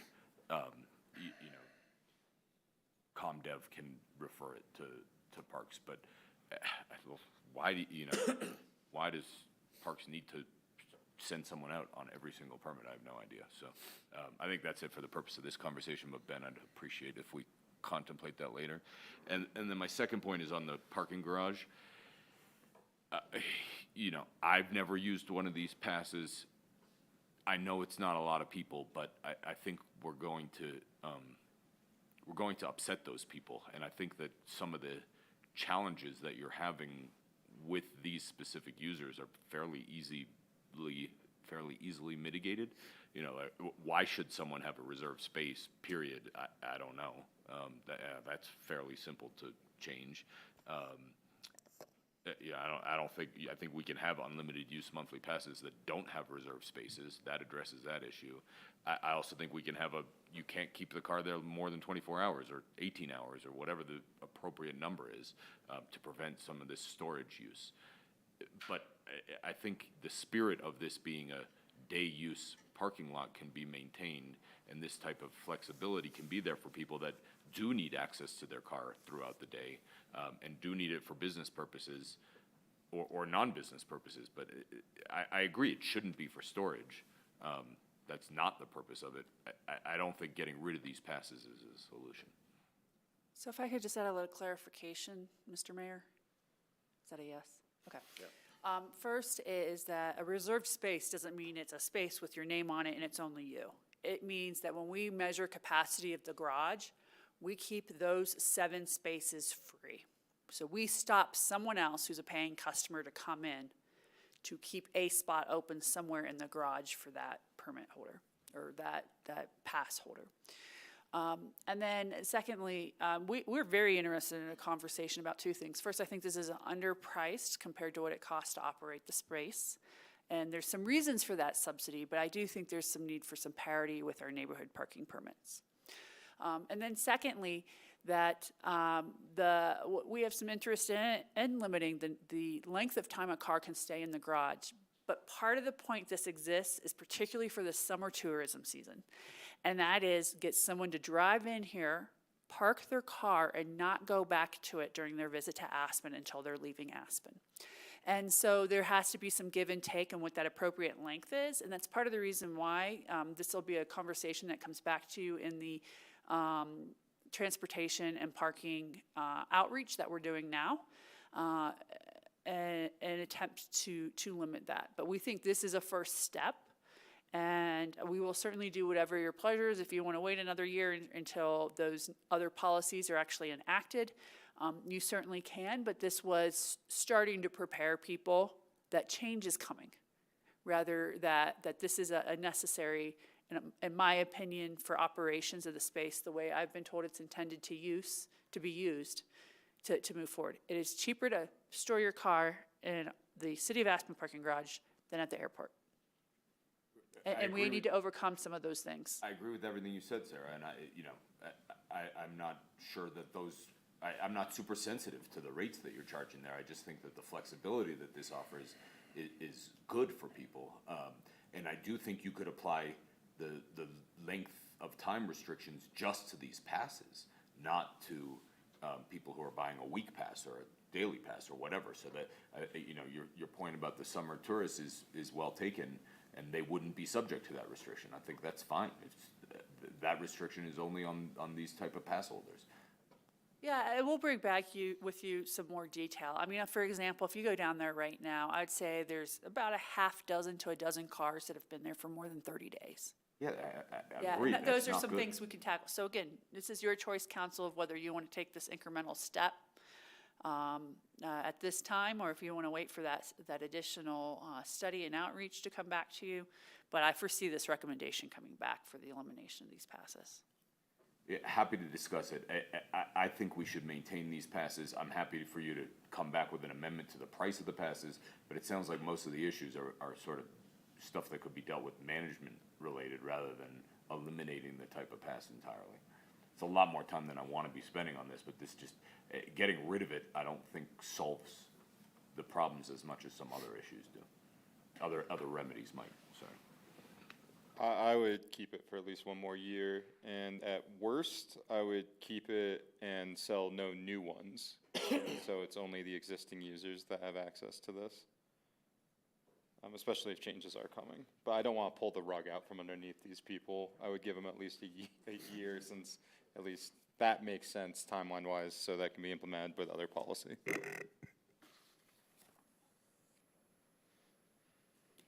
I'm just looking at Scott, because my recollection is there's been communication with these pass holders. That this is not new news to them. But I'd like Scott to confirm that.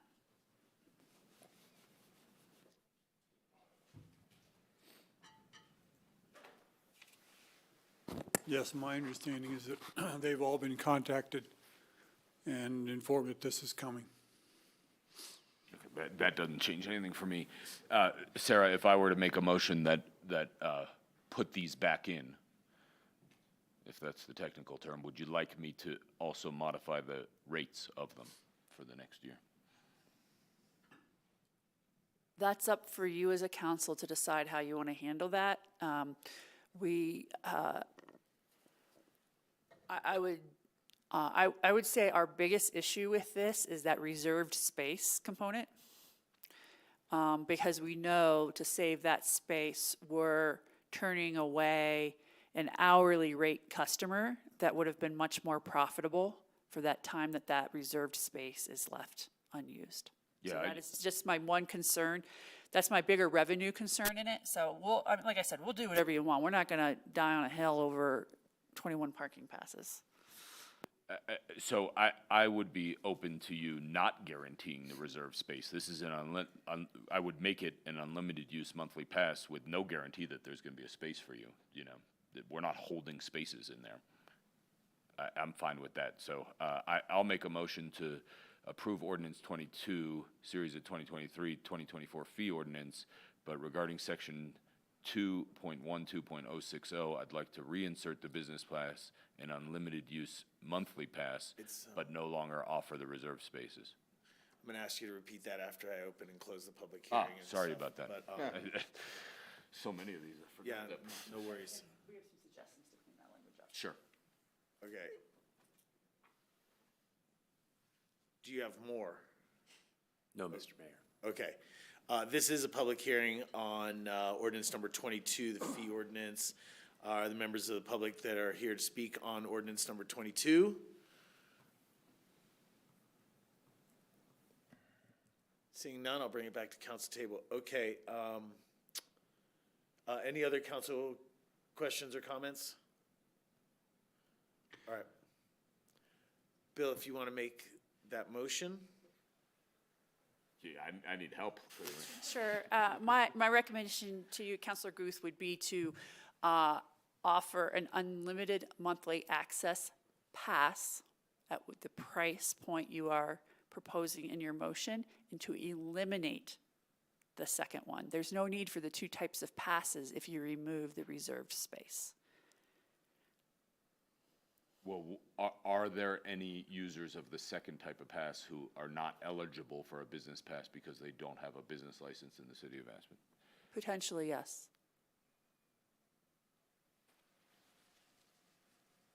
And the business pass does not guarantee the reserved space? Correct. I'm concerned that the word business may eliminate some of your locals who do use this monthly pass purchase regularly. So if your intention is you only want to limit to businesses, then I would strike the second line. But if your intention is for locals and businesses, then it's just an unlimited monthly access pass at whichever price point the council would set it at. Yeah, for me, it's not just business. You know, what if someone's an employee who needs to use their car throughout the course of the day, whether it's to pick up kids or do work, but they're not a business owner and can't get the business pass. So And that's why it would only be an unlimited monthly access pass at X dollars. Right. Get rid of the business criteria.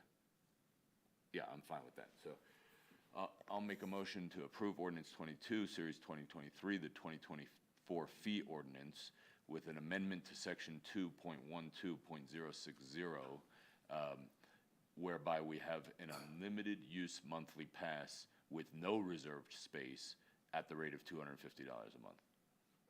And there are other changes that have been Let's noted. just vote on that. They can do other motions for those, right? You can, but he moved to approve ordinance 22, so you would. Move to approve, not yeah. to amend. Yeah. But his motion can include the other changes that have been proposed by staff. The correcting amendments. Since no one has seconded yet, additionally, I'll amend to include the changes that staff has presented tonight. Seconded. A motion and a second. So question on this, if that is the case, so we have unlimited use monthly pass, do away with the business, and that if somebody has an unlimited monthly pass, they exit, come back in, and it's full, they don't get a space. Correct.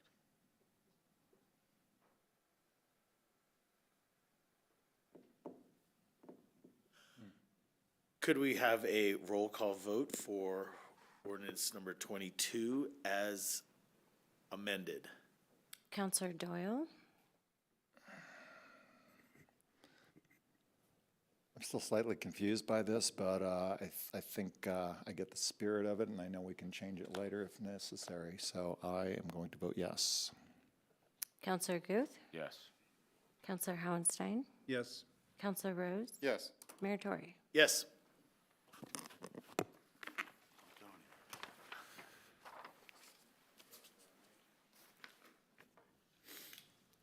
We'll take the next one. Ordinance number 23, fall supplemental. I will, Matt Grau, Budget Office. I will point out it's actually ordinance 21. That's similar to an earlier typo in the heading, but the actual ordinance is correct. So this is second reading of our fall supplemental for 2023. And staff is recommending an amendment to the city's 2023 budget that increases total expenditure appropriations, including transfers, from $237.8 million to $250 million. This $12.25 million increase includes $3.4 million in new requests and $8.8 million of technical adjustments. There are also $2.6 million in revenue adjustments and transfers. There's only one change from first reading, and that's the addition of $55,000 in funding for the Aspen Ice Garden fire alarm system replacement. This was approved by council on November 14th in Resolution 164, Series 2023. Otherwise, unchanged from first reading. Thank you. Council members, questions? This is a public hearing for ordinance number 23. If there's any members of the public that wish to comment this evening. Seeing none, I'll bring it back to council table. I'll make a motion to pass ordinance number 21, series of 2023. Second. Motion is second. Any further discussion? It is ordinance number 21. Sorry about that. Can we have a roll call vote for ordinance number 21? Counselor Doyle, Yes. Counselor Guth, Yes. Counselor Howenstein, Yes. Counselor Rose? Yes. Mayor Tory? Yes. Excellent. Ordinance number 25, procurement policy. Thank you, council. Second reading for ordinance 25 regarding changes to our procurement thresholds and policy.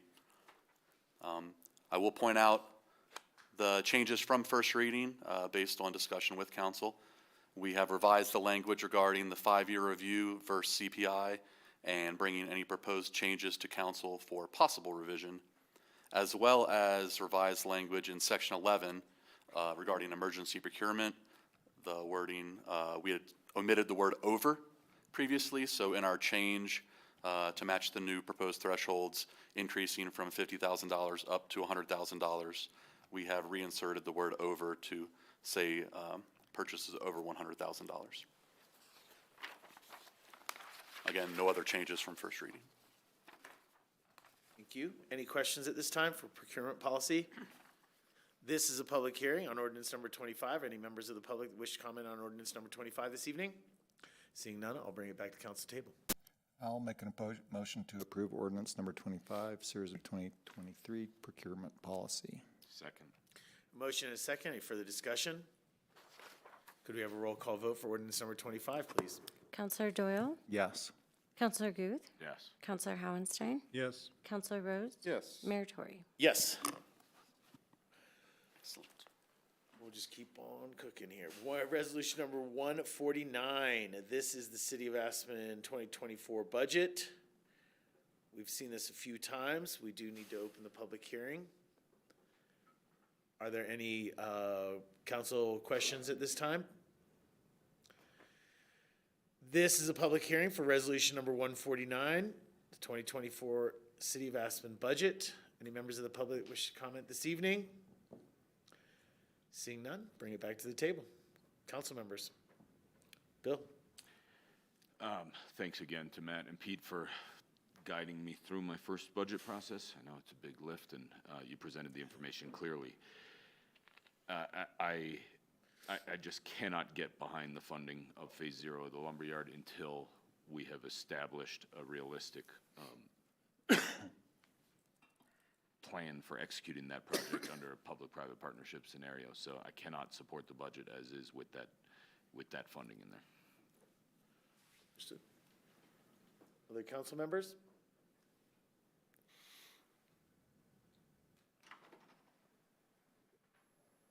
I can take a motion. I'll make a motion to approve resolution number 149, series of 2023, the City of Aspen 2024 budget. Seconded. There's a motion and a second. Any further discussion? Could we have a roll call vote for resolution 149? Counselor Doyle? Yes. Counselor Guth? No. Counselor Howenstein? Yes. Counselor Rose? Yes. Mayor Tory? Yes.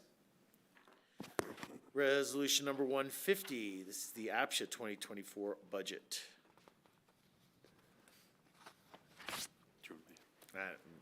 If you'd like. I'll just, add the commentary. Approval of the APSHA budget by resolution has occurred annually as a statement of recognition by City Council for its support of the budget and subsidy provided by the City of Aspen to APSHA.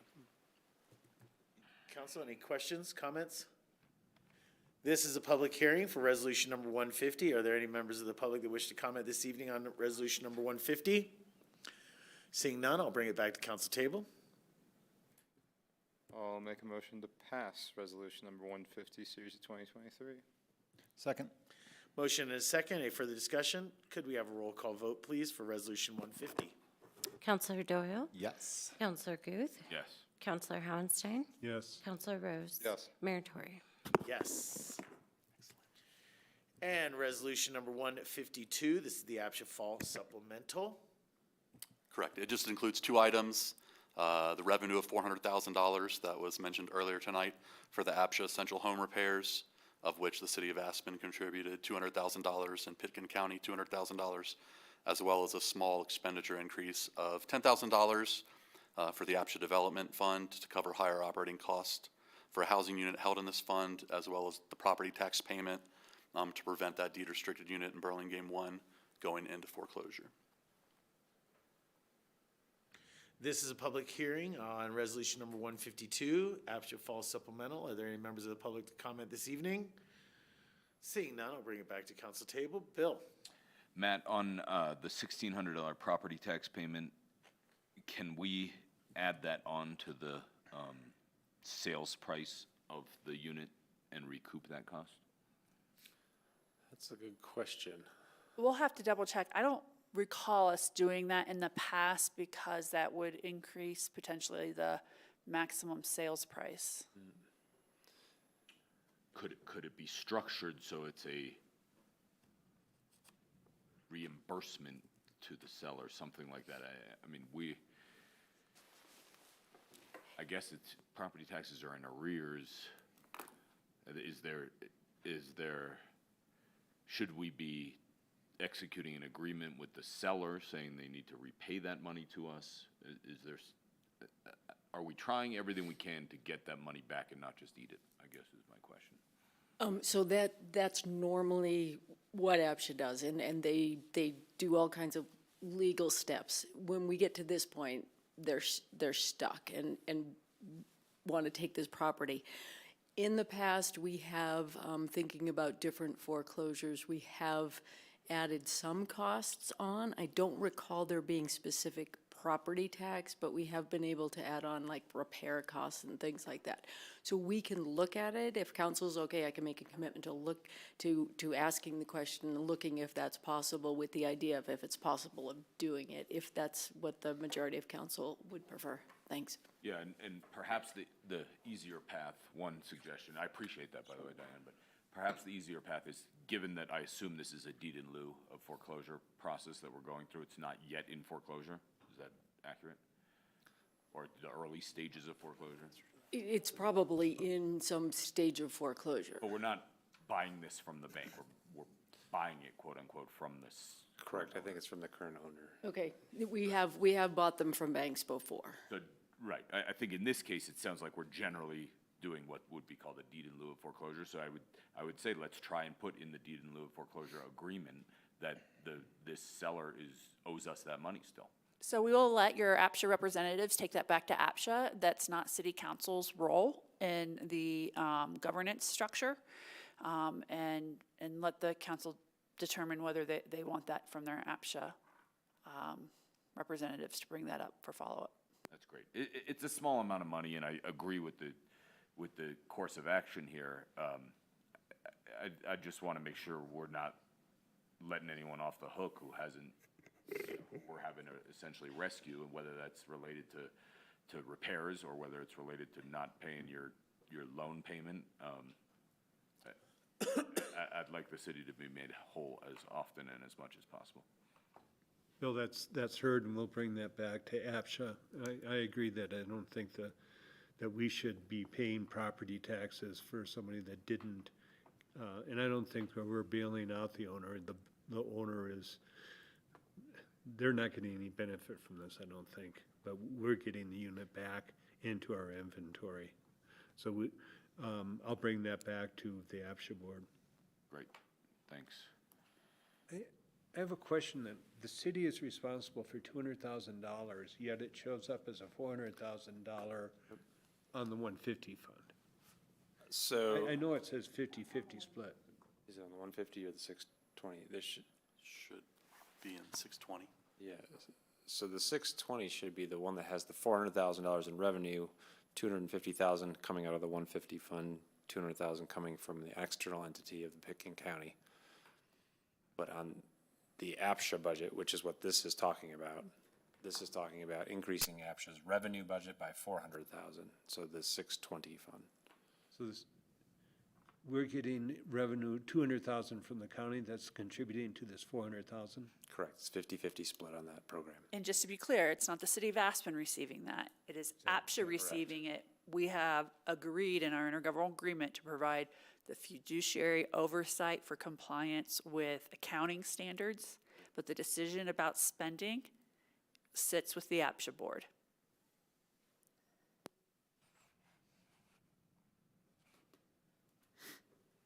And that's the program, I think, that 91,000 has been used of already on the essential repairs? Correct. That's what I recall too. Yeah, Yeah, so there's still, there's still quite a bit left. yeah. Did I open the public hearing? I'll do it again anyway. This is resolution number 152.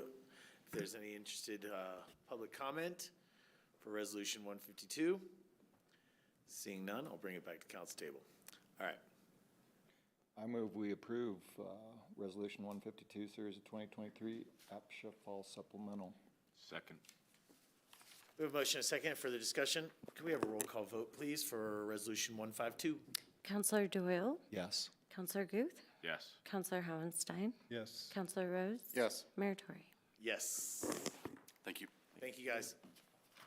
Council, it is 7:35. I need a few minutes myself. Does anybody need a longer break? Yeah, let's take at least 15 minutes. All right. Sorry. We're going to take a 15-minute recess, and we'll be back for our final items on our agenda. So we'll see you back here at 7:51. All right.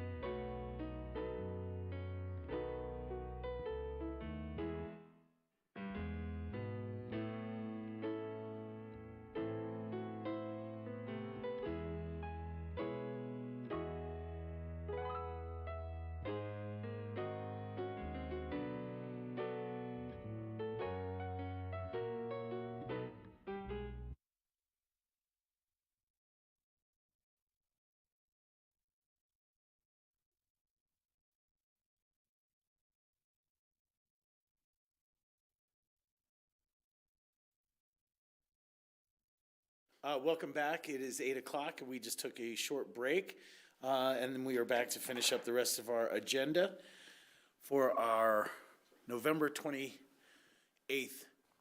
meeting, just to keep everybody on the same day.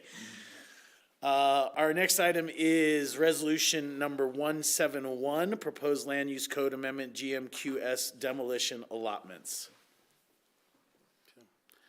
Mr. Mayor and Council, for the record, Ben Anderson with Community Development. Talking this evening with you about resolution number 171, series of 2023. Before I begin, I would like to just talk a little bit about what a policy resolution is. It is a requirement of the land use code that is, heard and considered in a public hearing. There's notice requirements. Like any other sort of land use action that we have, typically done during second reading when we sort of are in front of you for public hearings, but this is a public hearing. It was noticed as a public hearing, and it essentially is a formal action that opens up the land use code, gives staff direction to open up the land use code for potential land use code amendments. This resolution does not amend the land use code. It simply gives council direction to staff to pursue code amendments. So I do want to just make that very clear that there are limitations to what this resolution in front of you can do.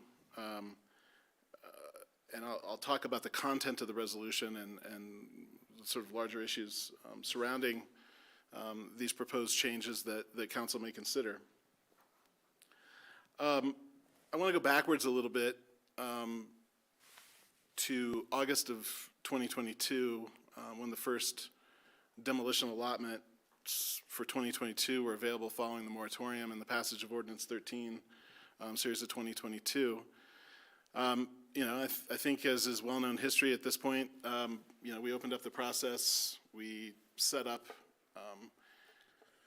per the land use code, a first come, first served process that was described in a fair amount of detail in our pre-application summary that we put forward for all applicants who were pursuing a demolition allotment.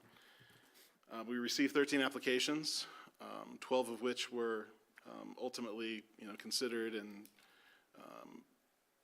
we talked about one that was not considered, but the 12 were considered. And I think that, at that time, staff, I think, was prepared for, the sort of time pressure of a first come, first serve. I don't think we were prepared, though, for, some of the decisions by representative for 7 of the applications at the time to submit a lot of email applications that really gummed up the works in our application process. And I will say that I do think that has set us on the path that we're currently on, that has, I will say, both for council, for staff, for applicants, has not been an ideal procedure and process for how these were intended to be allotted. I will say, though, at the current time, I think the policy ultimately has done what I think council intended to do, which was create 6 demolition allotments for 2022. 6 have been issued for 2023, and based on council actions related to some appeals, 4 of the 2024 allotments have been issued. For council's information, we've received building permits for probably 5 or 6 of those. They're in some point of the review. I don't believe, unless this has changed recently, I don't believe that a permit has been issued on any of these projects, although if that's happened, it's been recently. And so we haven't seen one of these projects come out of the ground yet. Certainly, I think, we've had some difficult conversations at the dais around process, around the appeals, and I certainly understand the frustration around that. On October 30th, there were 2 appeals in front of council that were not asking for allotments that were not granted. Those would have been, if they would have been granted, would have been the last 2 allotments available for 2024. And, I think there's been some commentary, I think, from council members this evening and from some of the public comments earlier this evening around the timing of this, you know, I think staff was very aware that council, on top of the process discussion, was very interested in some potential changes to the program kind of on a larger scale. And so I think staff was sort of anticipating seeing where that conversation on the 30th went to see if there were going to be any 2024 allotments available that we needed to think about process in January. And, you know, I think with the decision on the 30th, with 2 available, it was staff's perspective that we needed to do something to get the process improvements in place. And as is the case in the policy resolution this evening, that is the limit of what staff is proposing in terms of code amendments at this time. Now certainly it is very clear to staff that there are individual members who have put forward suggestions for improvements to the program. Some of those things would you know, be relatively insignificant. Some of those things would be very significant changes to the program. And so with the time that we have available to us to get a change to the process implemented, at this time staff is proposing a very limited, very targeted code amendment that would improve process but would not make any other changes to the program. But certainly recommends, and I stated this in the memo, are very open to the idea of a conversation early 2024 to explore other potential changes to the program. But this policy resolution, as it's currently written, is limited to this idea of bringing improvements to the application process and limiting to that. So with that, I'm happy to answer any questions that you may have. Certainly can talk about the specifics of Policy Resolution 171, but I will say that if council were to approve the policy resolution this evening, there is an intention to have an ordinance in front of you for first reading on December 5th and for second reading on December 12th. There was a typo in the memo that said that those dates were of 2024, but those were of 2023, to sort of alleviate any confusion that there may be. It was a typo and sort of on my part. So happy to answer any questions. Know that it's a topic with a lot of interest. I know that you've received public comment, so happy to respond to any of your questions. Thanks. Ben, a couple of quick questions. What is the application process like right now? Is it easy for somebody to apply for a demo permit? Do you have to engage a planner or office? And what is the cost? Yeah. It's an administrative process. It's currently structured for the straight allotment. It's a $1,300 deposit, which is typical of our administrative applications across land use cases. The submission requirements, what we're expecting from applications, what would be necessary to be deemed complete, are not proposed to be changed by this ordinance. Simply the consideration process for the applications are what we're thinking about doing. And so, you know, they're the things that I think when we conceived of the program, I think we anticipated that there was going to be a proposal for the demolition of the existing home, and simultaneously there was going to be there's going to be a building permit submitted for the new home. But a lot of our applications are simply proposing the demolition and returning the site to a greenfield state, as opposed to proposing, you know, the detailed designs for a new home that was fully designed. We have received a couple of applications kind of early on for, you know, projects that I think lining up for the sort of moratorium had already done a lot of that work, and so we had, you know, applications that were more fully developed and fully designed and could respond fairly easily to the requirements for the application. But I would say more recently it's been more common for folks to propose demolition and describe what is going to be done on site to take it to Greenfield in preparation for a future new home. And so it's relatively simple. I would say the biggest piece that we require in most cases for any building permit, any land use application is a survey. I think that that's probably the biggest obstacle for folks who might be applying. Otherwise, I would say that the application contents are relatively straightforward and are not changing from, you know, what we've had in a pre-application over the last couple of years. Okay. Any other questions at this time? Bill? Thanks, Ben. Two questions. Firstly, more, kind of more globally on the demo allotment program. Could you explain to me how this program is helping Aspen's community? I can explain to you the intention when it was passed. Yeah, that's really not a question for staff to answer. That was council's decision, and it's a philosophical position of the councilors who enacted this. Staff implements the policy, but the debate about the policy occurred at the council table. Thanks. I appreciate that, and I understand. Bill, if I may. Let me ask you differently. Yeah. Is there any data that supports that this program is resulting in less construction activity in Aspen? Again, I would just say that we haven't seen one of these projects come out of the ground yet. I appreciate that answer. That's not what I asked, though. Yeah. Do we have any data that suggests that the intent of this program, which I think, to be clear, ultimately was to reduce the amount of construction and reduce the amount of homes that were demolished in Aspen, is there any data that suggests that the intent of the program is being met? Or is there data that perhaps suggests the opposite?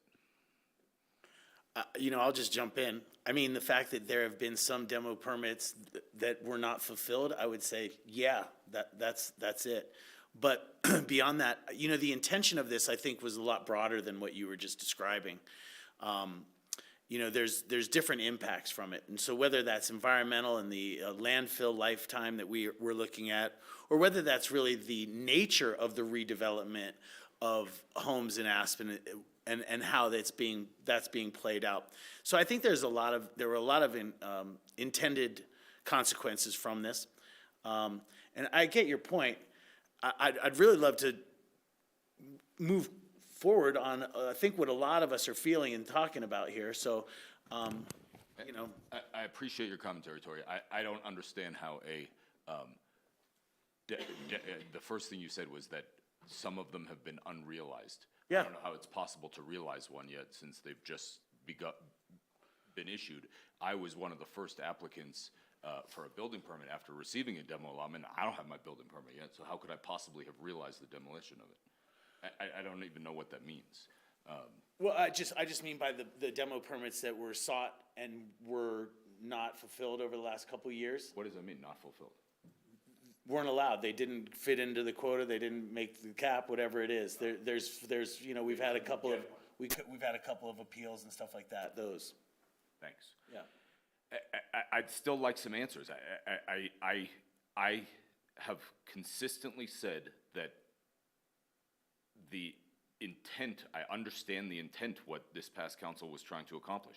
I don't think this program accomplishes it. And I've never seen any data that suggests that it's having a measurable, meaningful, valuable impact on Aspen. I understand what you were trying to do. I just don't think that we did the right thing. The number of construction permits is up significantly in 2023 versus 2022, correct? I believe so. Right.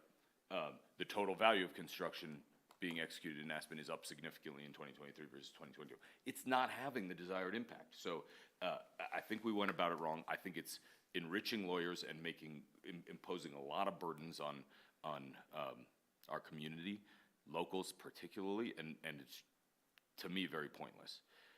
Anyway, I've said my piece on that. My second question, Ben, could you please describe the methodology that you plan to use to conduct the lotteries and what kind of techniques and processes will be employed? Yeah, I mean, we've definitely got code language drafted.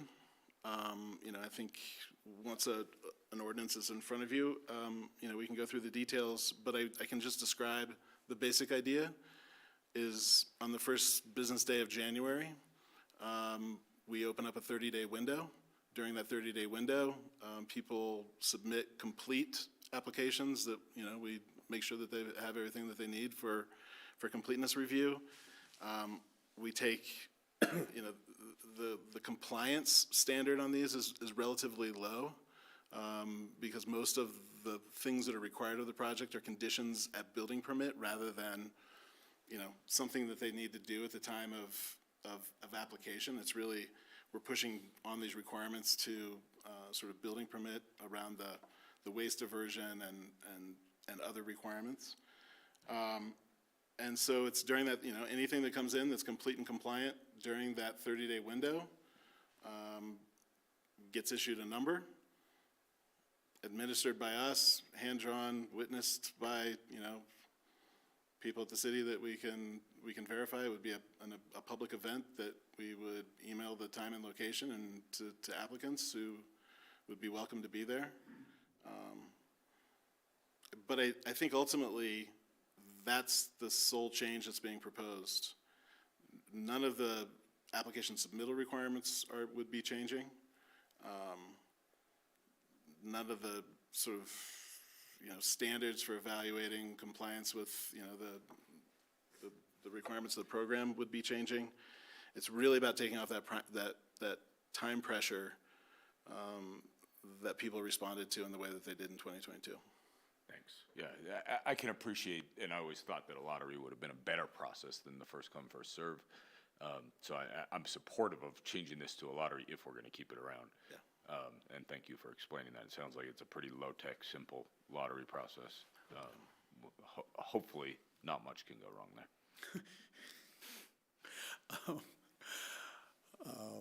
That's it for questions. Thanks, Bill. Other questions at this time? Not questions. Okay. Let me share a couple thoughts, and then we'll open it up to public comment for those that haven't commented already. Ben, you know, as a few of us may have shared different thoughts about waste diversion, C&D diversion from the landfill and things like that, a scoring system, if you will, for demo permitting, that kind of stuff. Are you saying that we can start in on that work, or looking at a demo program that really does work for the community? We can start that work in 2024. It's on my sort of line of thinking to be talking with you about those set of topics in January, February at the latest. So if we start with a lottery in January, we can look to amend the whole permit process in the first quarter or something like that, and we can probably make some changes in 2024 if we can come up with a kind of a system that really works for us. Okay. With that being said, I think there's a possibility for us to move forward into the new year and then get this work underway. So before I start talking about those kind of actions, I'm going to go ahead and open it up to the public. This is a public hearing, resolution number 171, policy resolution. Did you care for any comments this evening? Yeah, I'd like to make a few observations in my life. Come on up.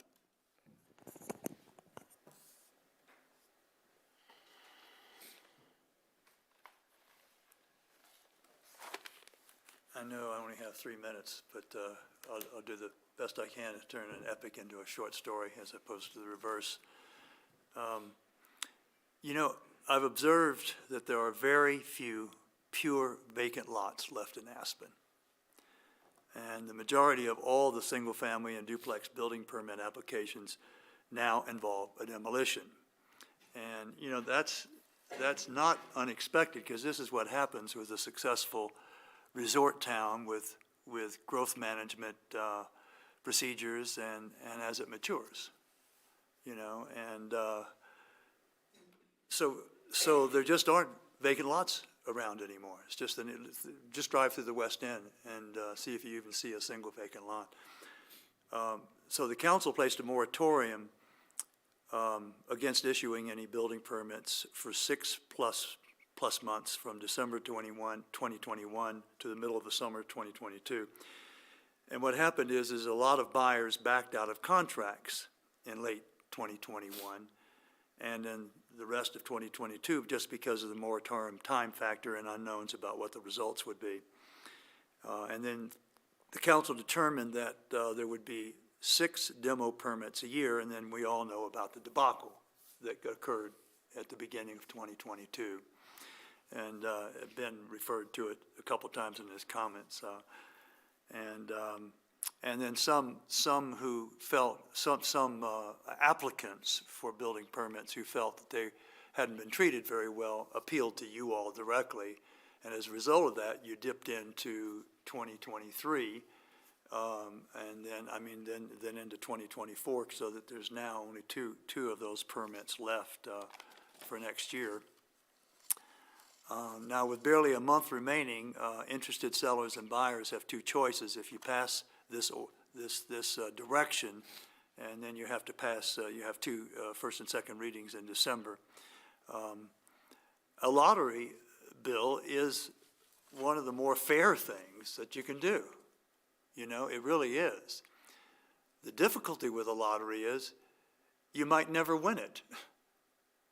So how does a seller price a property with those kinds of uncertainties? And this resolution proposal could make some buyers back off altogether because a building permit is tied to a gamble. You're taking a chance. And so I have clients who own a demo lot, and they've been in limbo for 2 years awaiting already, and they've lost a couple of contracts already, and they're now applying themselves with this new procedure that Ben just outlined for a building permit. Because it's hard to tell a buyer when they might have the chance to build if they buy a lot. And so not only is it a burden on the sellers determining what a proper price should be, what buyer is going to be willing to pay for a lot with so many unknowns? And, you know, so I see there needs to be a sense of fairness and reliance, and there needs to be a system which both old and new single-family and duplex owners can rely on. And I don't think this system, as you've got it set up, does that. And so a lot of it has to do with fairness. And so, I mean, for example, my clients, who I have a lot listed over in the R15 zone, their families own the property for 55 years.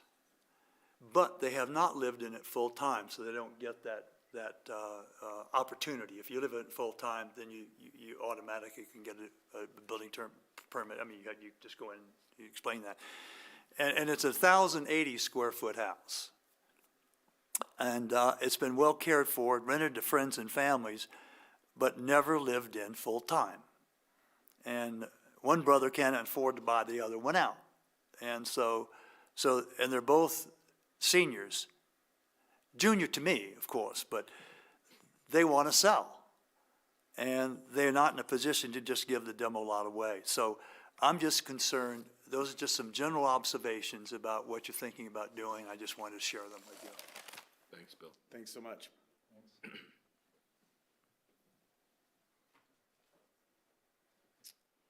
Other members of the public that haven't spoken on this?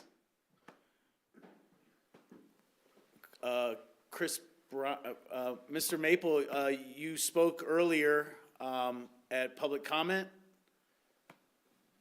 Chris Bryan, your hand was up.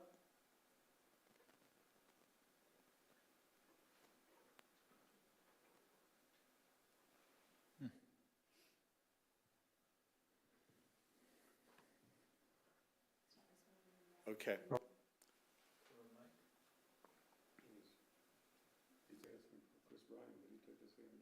He did.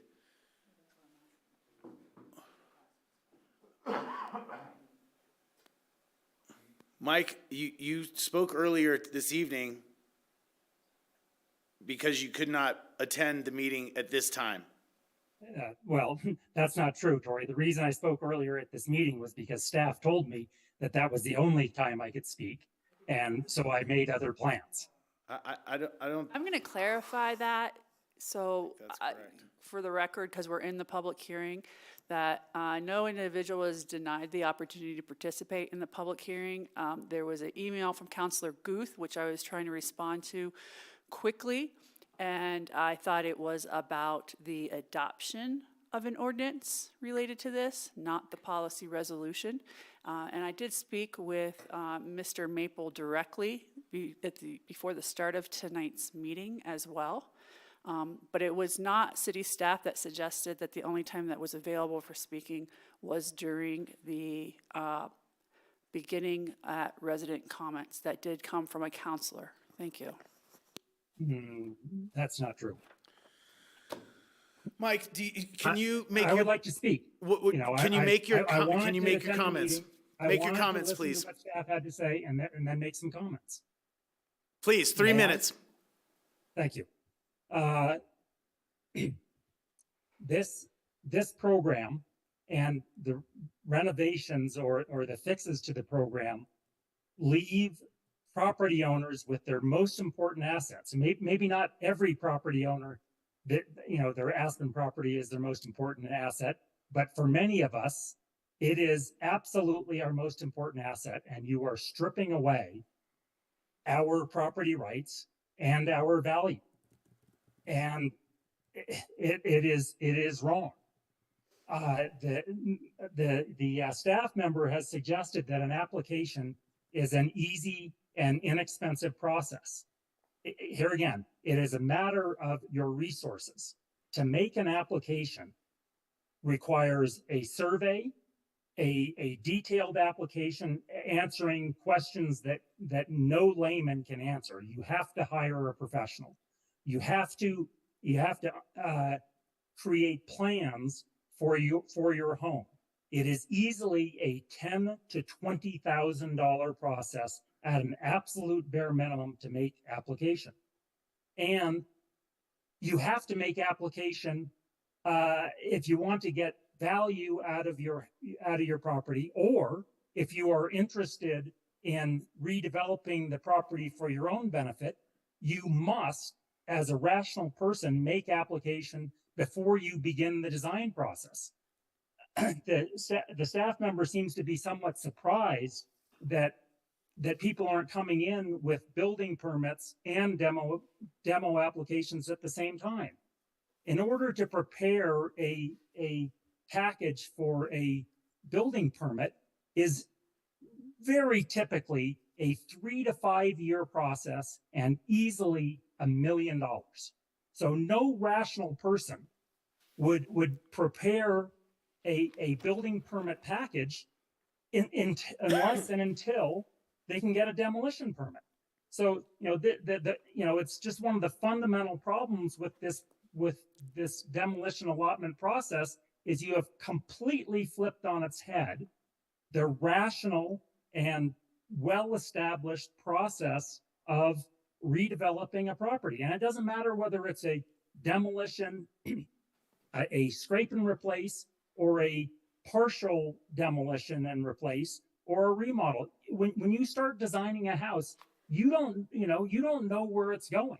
You don't know if it's going to be a scraper or a small remodel or a large remodel. But this demolition allotment process has completely stripped away a property owner's ability to have any certainty that they will be able to do anything ever. And it is a fundamental taking, and the city will be sued over and over and over again for taking people's property values if this demolition allotment process continues. Thank you. Thank you, Mike. Chris Bryan.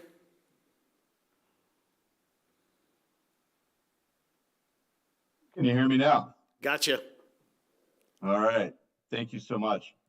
So we've heard a lot of comments today, but it's not the first time we've heard about comments about this system. A lot of us warned you about this on June 28th, 2022, when you adopted Ordinance 13 Series 2022. We actually warned you that this process, this program was not going to work. In fact, it was going to create the perverse incentives that Councilor Guth mentioned tonight, and it was going to create a speculative market, which is exactly what it's done. Now, look, I don't expect the members of council to be well-versed in economics. I don't expect you guys to understand how sometimes your policies create the unintended consequences, but you've been warned. You've been told by people who understand this market and understand this system of the problems that it would cause, and you didn't give us any heed. You didn't listen to us. You went full steam ahead, and now you are reaping what you've sowed. Now, this has been an unmitigated disaster since inception, and the architect of this terrible plan, Philip Sapino, who's no longer with the city under mysterious and suspicious circumstances, is not here to defend it. But he can't help fix it either. And staff is already shorthanded. You got Amy Simon leaving to move to Denver. You've got staff that takes months already. Your overworked staff, you have 340 something people full time on the payroll.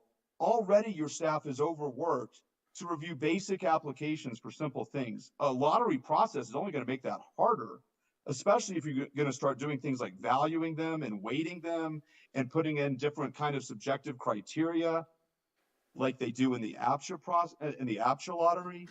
So it won't be administratively easier, despite what Mr. Anderson might think. It will be harder than a first come, first served process because it will not improve the process. And in fact, it will make it more difficult. And then you're going to have still the unfairness that Mr. Maple and Mr. Sterling just spoke about. You're going to have people that apply year after year and never get one, even though they might be quote unquote deserving by whatever subjective criteria you might want to apply. But the people who come in and just by luck of the draw get it are going to be able to go first. That doesn't make any sense either. Look, the current system is an affliction, and the proposed cure isn't a cure at all. It's a Band-Aid. But worse, because whereas a Band-Aid might be ineffectual when I put it on my 5-year-old to help his boo-boo, this is a Band-Aid that's worse than the affliction that you're purporting to remedy. This Band-Aid of a lottery system is actually going to exacerbate, not alleviate your problem. Now, we talked about perverse incentives, which I hope you guys understand that that's a term of art in economics, where you create incentives for people to do things that they might not otherwise do, that they wouldn't be doing from in a rational actor methodology. You've created a speculative market where people who don't really need demo permits are applying for them because they know you've created an artificial cap. You have artificially suppressed the supply available to a natural demand. So people who don't need a demo permit right now are applying for it in the hopes they get one because they know that you've suppressed the number available. That's not smart. Be smart. Thank you. No, I'm not done. I'm not done. Yeah, that's your 3 minutes. No, Thank I'm you. not done, Tori, because here's why. No, because people. If you can just articulate your points to the point, that'd be great. That'd be great. But you can have 3 minutes like everybody else because that's how we keep it fair and equal for opportunity. You have plenty of opportunity to share your thoughts.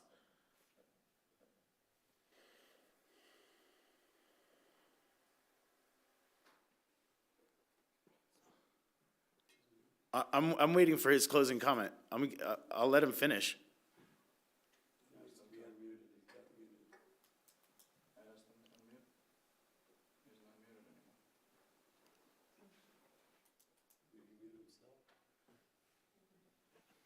Okay. Chris, thank you for your input. All right. We're going to bring it back. I don't see any others online, no others in the room. I'm going to bring it back to council table. So, listen, I think all of us want a different system. right? Then let's get rid of this one and start over. Yeah, I think we should get rid of this one and start over rather than continue with this system and try to reform it as is. So I'm thinking of this. I think that we need to get into the new year, and there are people that may be wanting to get a demo application in. You know, I would be open to the discussion around continuing forward with this, a first phase lottery, so that we can start the year off. We get into the working on this program in February and start making a program that works. To that end, I would even entertain discussion around adding 2 allotments to this first tranche. And then get the work done on this so that it is a system that can work going forward. I think the whole premise of trying to regulate the number of houses that can be torn down is not going to work. I appreciate that, and I want to talk. I want to work on that more. But it's not just about that, right? There are the other. For example, if we can put in something similar to what Boulder has, where there is a 75% diversion of construction demo waste, I'm all for it. We basically have, what's our diversion 35. requirement now? 35. So I'm just saying, I agree, Bill, I'm not disagreeing here, and I'm not using this as a tool just for slowing development. That's not how I see this. But I see it as being able to be impactful for some community value and goals that we hear about. So I'm for moving forward with a system that does work and does get us the return. No system does not get us that return.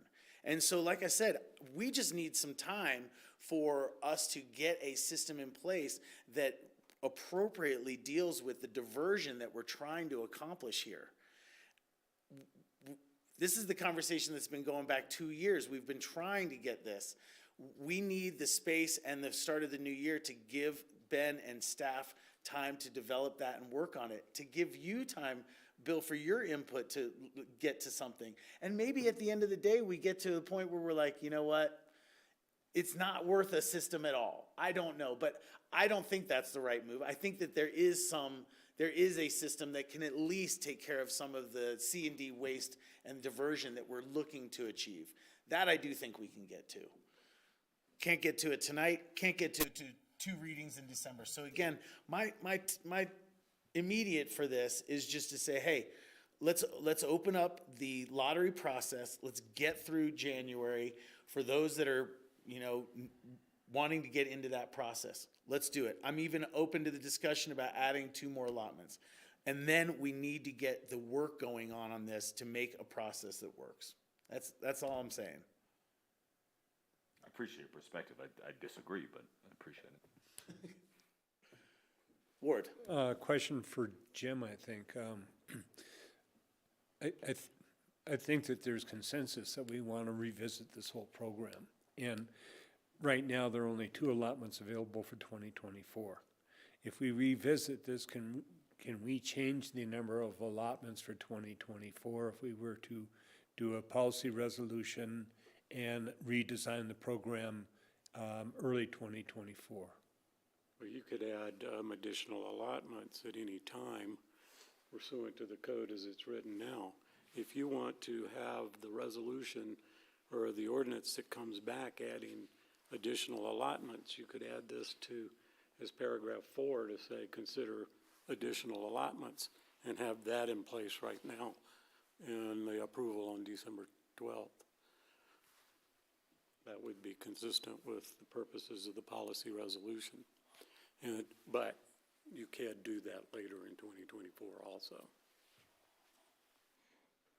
And I would prefer to do it now so that people that are trying to get a demo permit or interested in it aren't entering a lottery for 2 permits. Then I would suggest when somebody proposes approval of resolution, they simply amend it with an addition of paragraph 4, say consider adding 2 additional allotments to the 2024 growth management quota system year. Thank you. Sam? Yeah, I would implore this council to add more than 2 allotments if you're willing to. We're talking about, we're like agreeing on a broken system, but we're only talking about adding 2. I feel like if you're gonna talk about a broken system, you at least throw people a bone and add 6 to 8 more allotments and get through the next year until we actually fix the problem at hand. That's my proposal, and then the other part is I think we should at least lower the threshold of the long-term local allotments to 15 years or something like that, because once again, we all sit up here and we all say it's a broken system, then we want to just throw people a bone and make them quote-unquote suffer for another year. Because I just like imagine like Chrissy Pope like coming up and applying again next year, not getting one of the 4 next year, and I would just be like, what are we accomplishing? So Sam, what I was saying was that is just a first tranche of 2024. We can have a change in policy and a change in procedure at some point in the first 2 quarters of the new year. So there will be an opportunity later in the year if we can develop a diversion rate that we're satisfied with, and if we can lower expectations around the resident occupied, we can do all that. We're not shutting anybody out for an entire year. We can get this work going on. I am trying to throw a bone, as you say, and put more allotments in the lottery. That's just the first part of the year. Yeah, I appreciate that. I think one of the things that I don't agree with is, or not disagree, but I think it creates a lot of uncertainty for people as we just say, maybe at some point we'll add more, maybe at some point we'll get to this. It's too many maybes, and that's why I'd like to add certainty right now that there is 6 to 8 more demolition permits for next year until we can actually, get this program right or scrap it. Let me suggest something else, just briefly. You don't have to decide that now. You could, in my paragraph 4, say, consider adding additional allotments for 2024, and you can hash it out in the first and second reading of the ordinance. Thanks for that. John and then Ward. Yeah, I just want to point out this whole demo permit thing. These 6 demo permits that we approved per year with 2 additional available for people who had lived here over 35 years, as I recall. Those are for when you are completely scraping the residence. The idea behind this policy was to help preserve some of the property so the whole thing wouldn't be scraped. Now, if you can figure out a way, and we have many professional planners in our community that can figure this stuff out, how to preserve, what is the figure, 40% of the structure? That is not a huge amount to me. If you can figure out a way to preserve 40% of your original structure, that still gives you a lot of leeway to build a fabulous new structure. That's what this is about. John, I think you had the number inverted, by the way. So you have to preserve 60%. You can demolish up to 40%. That's correct. Still, I think that leaves a lot of leeway for creativity.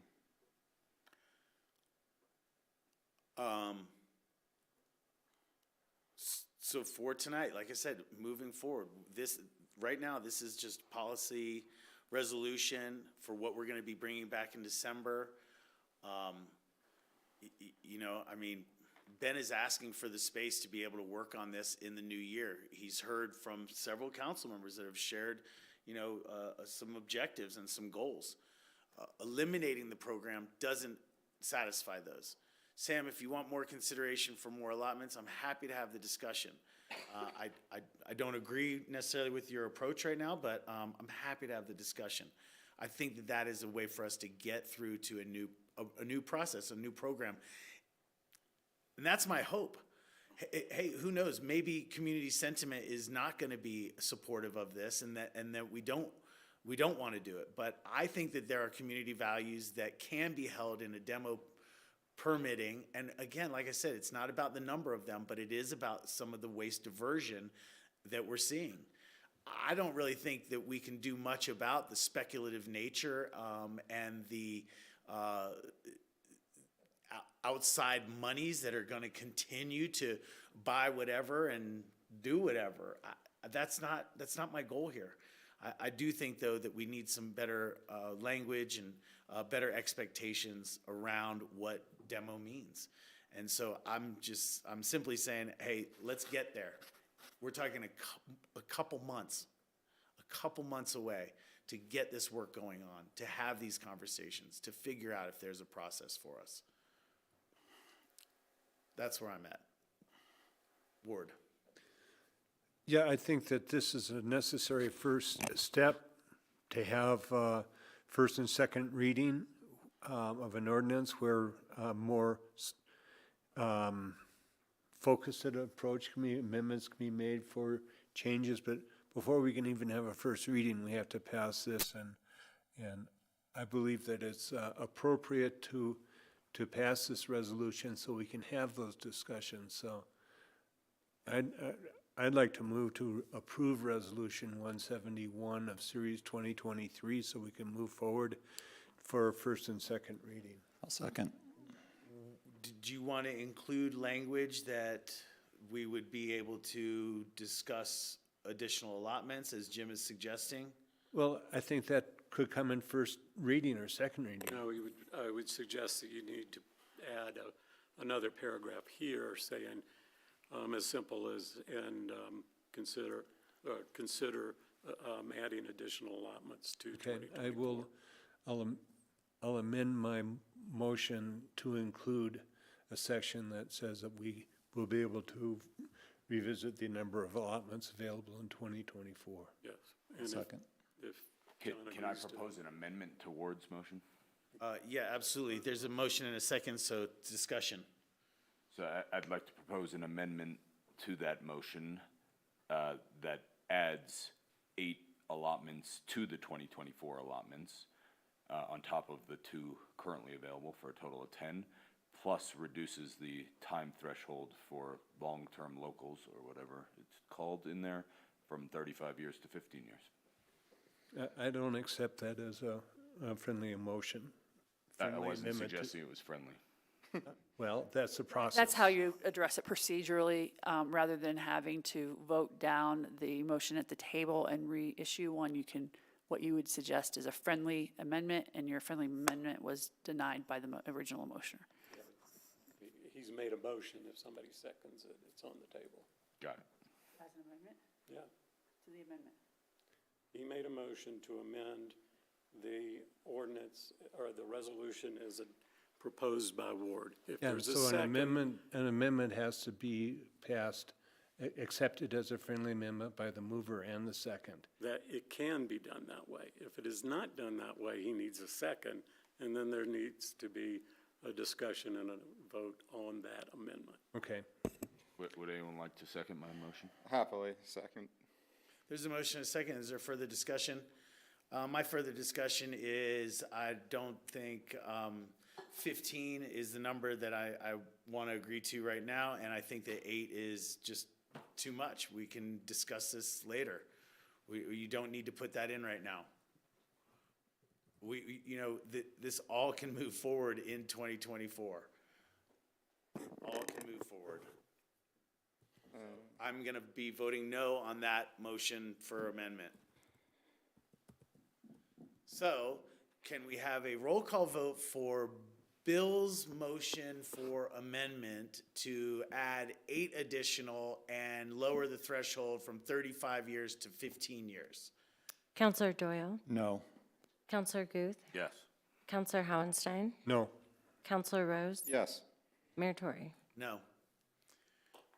So we have an original motion on the floor from Ward that is for approval of Resolution 171, which will bring back some code amendment on the demolition allotments, and he included the ability for additional language to add additional allotments. Could we, is there further discussion on the motion and the second? Could we have?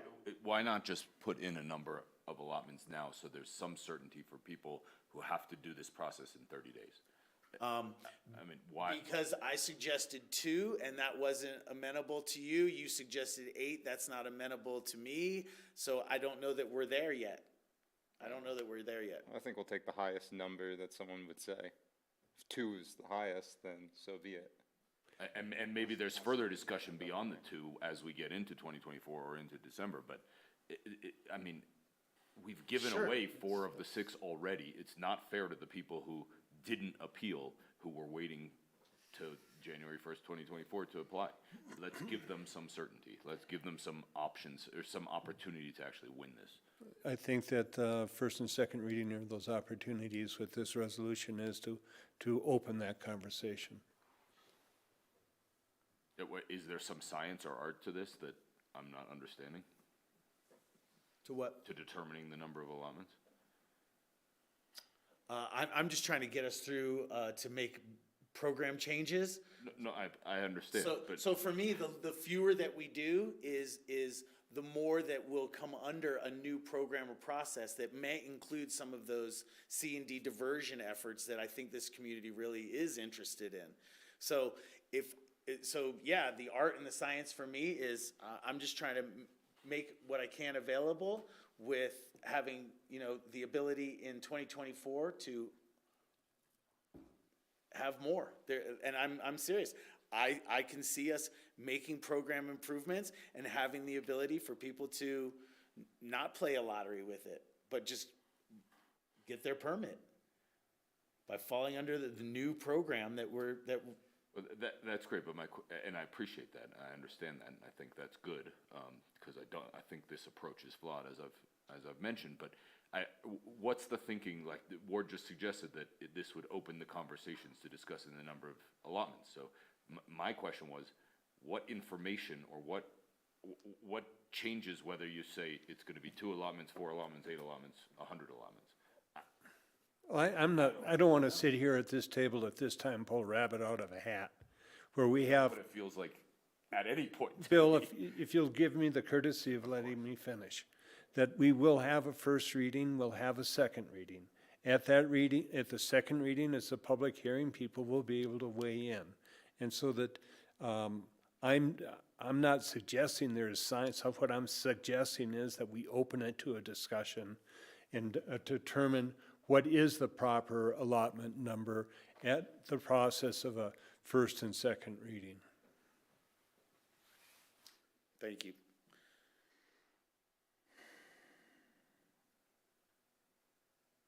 We have a motion and a second. Could we have a roll call vote for resolution number 171 with amendment? Counselor Doyle? Yes. Counselor Guth? No. Counselor Howenstein? Yes? Counselor Rose? No. Mayor Tory? Yes. Now we can get to work on this. Thanks, Ben. Thank you. Thanks, Ben. Yeah, thank you, Ben. That brings us down to our action items this evening. This evening is consideration of resolution number 182. This would be the adoption of the anti-Semitism definition. Mr. Mayor, I can address this item. There's a very brief memo in the packet that describes the situation that brought us here today, which is the direction from council that you adopt a resolution that has been suggested by a number of organizations, including the International Holocaust Remembrance Alliance, adopting a definition of anti-Semitism based on the direction given to council, given to staff from council at the last meeting, or perhaps the meeting before. I drafted the resolution that's before you that does in fact adopt a definition of anti-Semitism. The resolution, I believe, is fairly self-explanatory. I do have shared it with some council members, but I know that you wish or may wish to discuss this further here. And this was my best attempt at addressing your direction at that last meeting. Thank you. To discuss it further. Thank you. Any council comments? Thanks for your work on this, Jim. Yeah, thank you, Jim. This is one of the good things that came out of some bad. I would agree with that. I wish that more people had, me in particular, had the opportunity to read these rules before I spoke those fateful words. I'm glad that it's now out there in the public so that other people can learn from this. Yeah, just a brief comment. You know, it's been super troubling that over the last month and a half, if you will, that the actual incidents of anti-Semitism are on the rise in our country. And I think that there's a lot of awareness and education around this that needs to be had.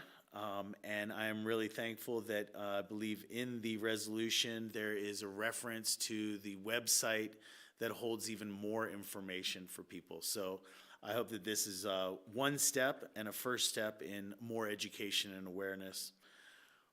But Jim, thank you for this, and council, I hope you'll support it. With that, we could take a motion. I'll make a motion to approve resolution number 182. Second. There's a motion and a second.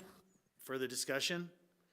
Could we have a roll call vote for resolution 182, please? Counselor Doyle, Yes. Counselor Guth, Yes. Counselor Howenstein, Yes. Counselor Rose, Yes. Mayor Tory. Yes. I'll make a motion to adjourn. Second.